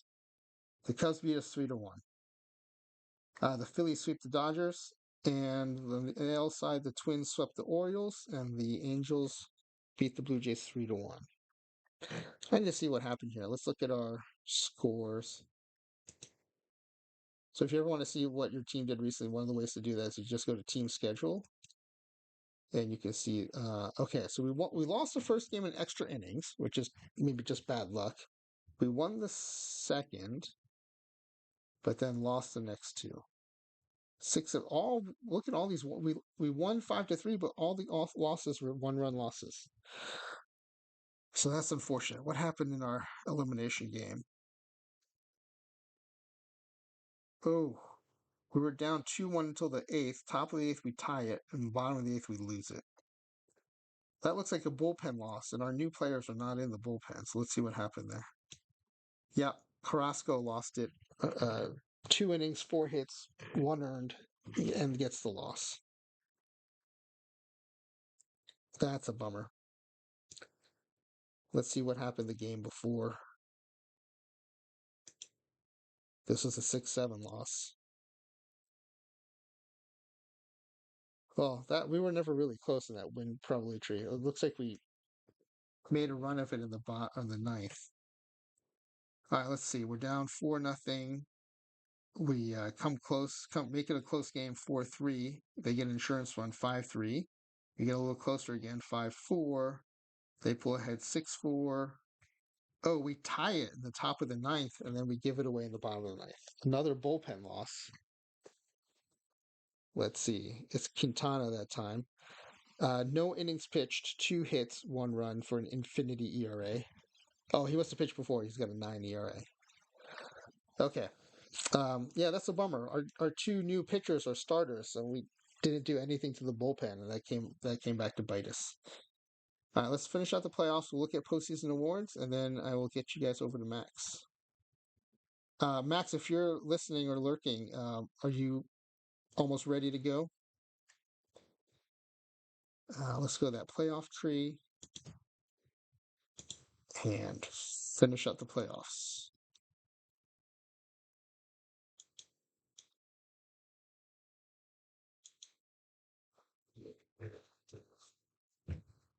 All right. Well, the Phillies sweep the Cubs, who beat us 3-1, and then the Twins go to a game 7 but beat the Angels. So it's going to be a Twins Phillies World Series.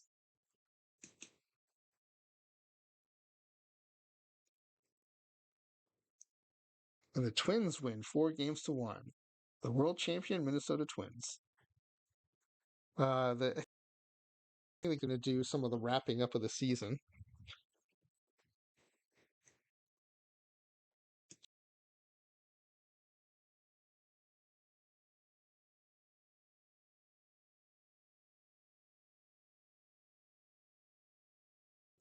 I know by Price is Right rules, Max would have won his guess of 92, and we had 102 wins.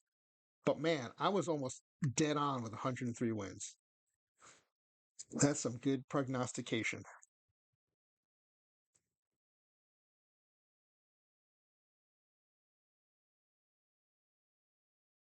This was one of the more fun teams to put together.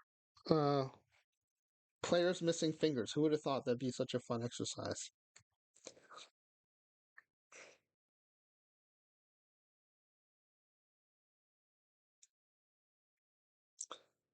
I did like what Ezra said though about the New York media loving Hugh Daly and his terrible temper.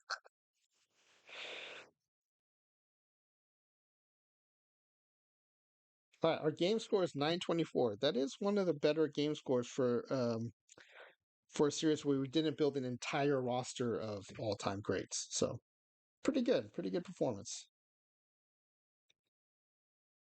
So I think I screenshot that, but let me do it again just in case.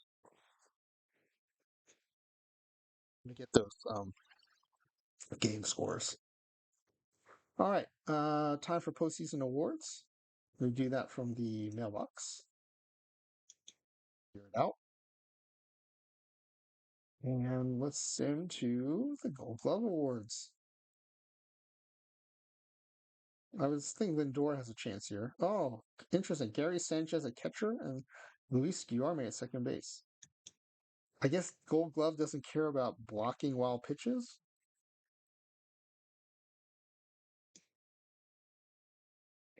Yeah, I'm surprised Gary Sanchez won one. And Guillorme won, but Lindor didn't. That's interesting too. All right, I'm going to copy that and paste it into the notepad of our results for this sim. And we will sim ahead now to the Reliever of the Year award.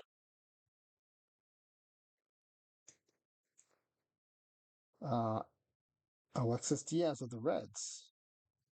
26 of the first place votes. Evan Phillips gets the other 4. And Diaz had a 4-2 record, 24 saves, and a 1.43 ERA. Copy that. And we had our David Robertson came in third. Good job. I'm just not as excited because he's not one of the players we brought in, but very nice season in relief. In fact, what did he do? He was 4-4, 39 saves, 1.94 ERA, 34 strikeouts, 60 innings. He only finished third. I mean, I think that's a better season than this Evan Phillips, 8-2 with 20 saves, 2.02 ERA. We had more strikeouts and much fewer innings, lower ERA, more saves. I don't know. AI's getting AI. I never quite understand some of the calculations behind their award voting. But I think David Robertson just deserved to at least come in second there. But I'm a bit of a homer too, trying to support my players. Okay, we will now sim to the Platinum Stick Awards. We should get a couple of these, including Jose Canseco. Yeah, Canseco won one, and Artie Wilson for DH. Nice work. 2 Silver Slugger Awards from 2 of our new players. You don't need 10 fingers to win a Silver Slugger Award, kids. All right.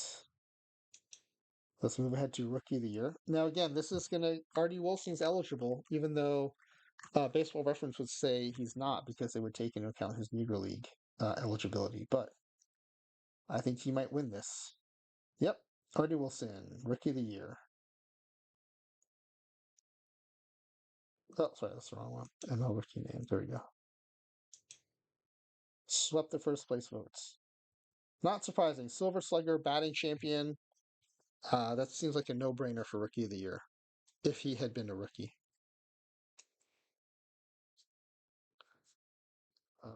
Yeah, you know what? I guess sometimes the racism works in your favor. Rarely, but when it does, it's kind of nice.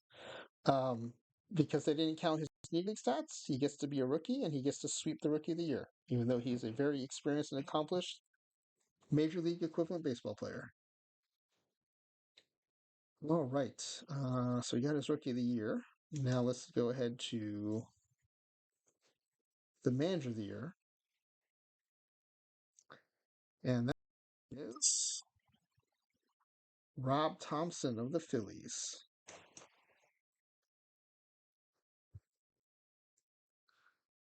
I would say I have won Manager of the Year about half the times we sim, which is a pretty good percentage. All right, now it's time for the 2 biggies. Cy Young Award. This is where I'm really interested to see how do the voters treat that you get. It's very much a Jake DeGrom type season where the win-loss record's not there, but everything else is by far the best in the league. Okay, Hugh Daly does get it. I would say the AI did not screw that one up.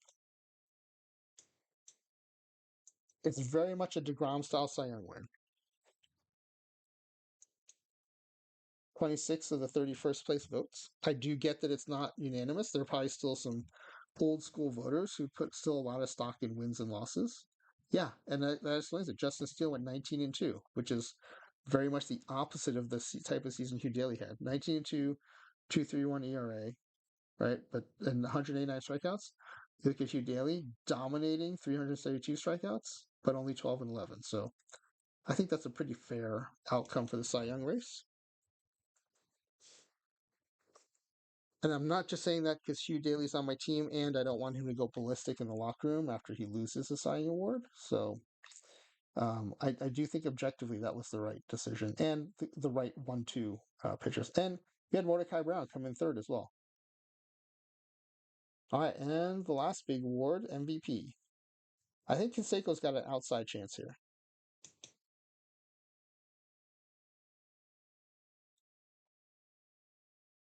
Okay, we did not get an achievement, so we did not win it. I Freddie Freeman, who almost swept the first place vote. Wow, Artie Wilson came in ahead of Canseco in the All Star voting. Canseco finished as fourth, or actually tied for third with Mookie Betts. Mookie in this sim went, he hit for 311, 427 on base, 521, 529 slugging. So that's like a what, 956 ish OPS. Yeah, can't argue with this Freddie Freeman season. 40 home runs, 115 RBI, 342 average. He blended kind of the best of Artie and the best of Jose Canseco with the power and the average. So can't argue with that either. I'm just a little baffled by the Reliever of the Year award, but the Cy Young and MVP, I think the AI got it right.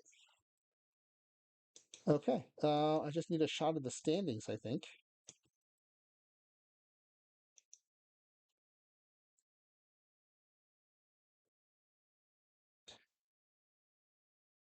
So we are done with the sim. I just want to go back to this, and I think in hindsight, now that the sim's over, I just wanted to spin through these slides real quick one more time. All right, we had Artie Wilson, the octopus, his 374 career batting average. The game treated him as a rookie, and so he took advantage of it and won Rookie of the Year and a batting title. I think very true to form for Artie Wilson, despite not having a thumb, having lost it in a factory accident. And then Mordecai Peter Centennial Three Finger Brown. I believe he was third or fourth in Cy Young voting. He put in a very solid performance there. Let's go back to see how Mordecai did. The entire staff, really solid performance. One thing I'm noticing as we take over these Mets for various simulations, Scherzer and Verlander usually bring it because, in the sim, we're turning injuries off and they're pitching a whole season based on their attributes. And so their attributes are good. They perform well when they're allowed to. But yeah, Mordecai Brown, 19-7, 2.92 ERA, 245 strikeouts, second on the team. Let's see where he was in the league. That's a really healthy strikeout total. It's just, completely overshadowed by Hugh Daly. Statistics. We'll go National League pitching.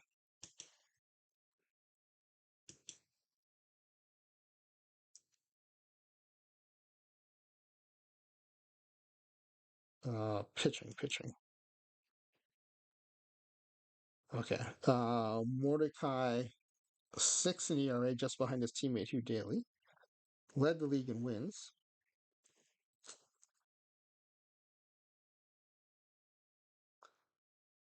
Second in WAR, just behind his teammate Hugh Daly.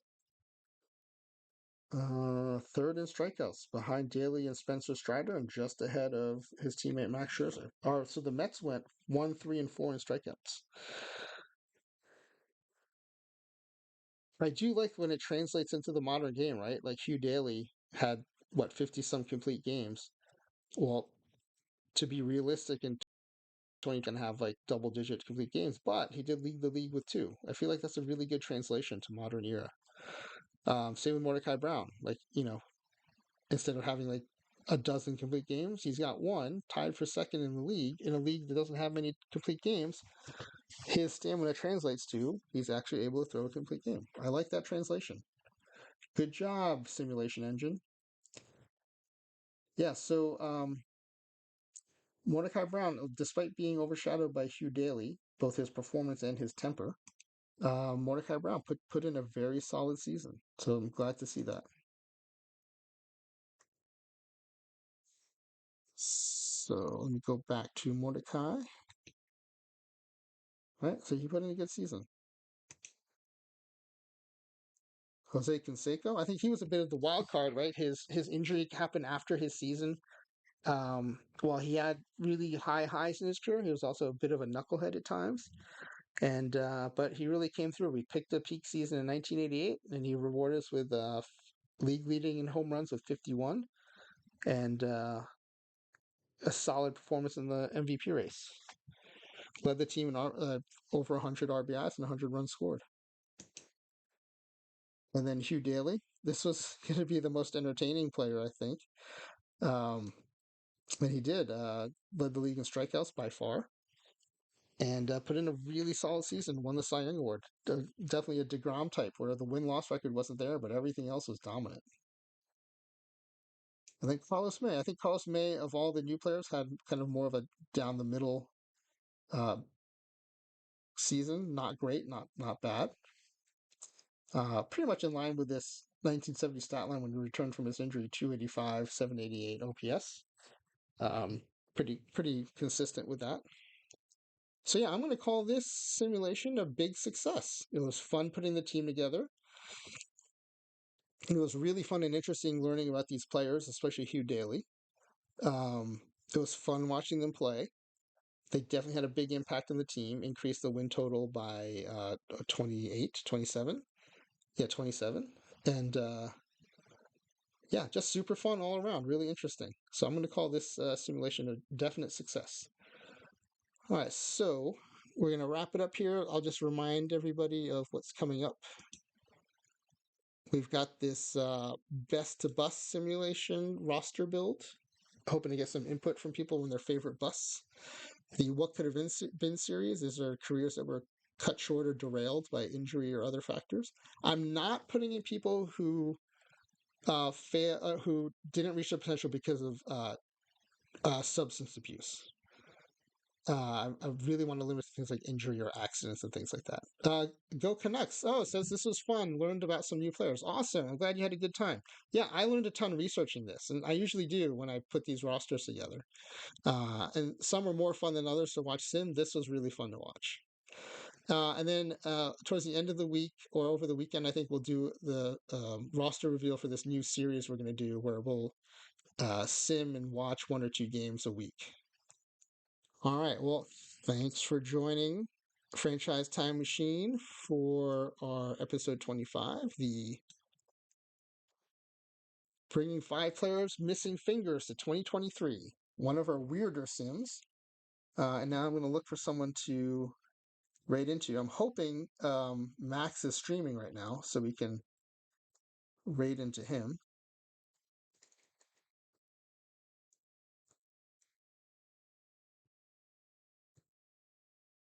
I cannot find my. What happened? Oh, here it is. Okay, let's see who is streaming OTP.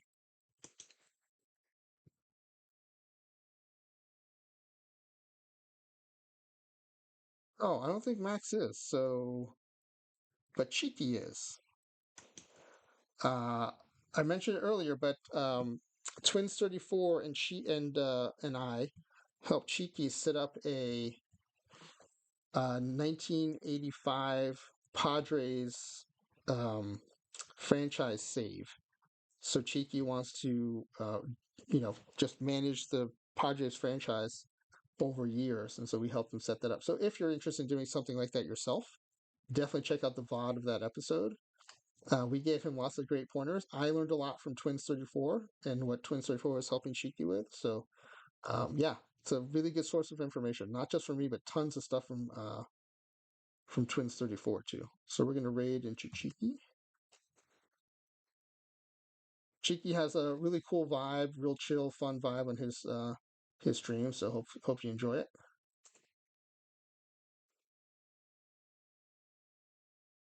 All right, thanks again for joining us, and hope to see you next time.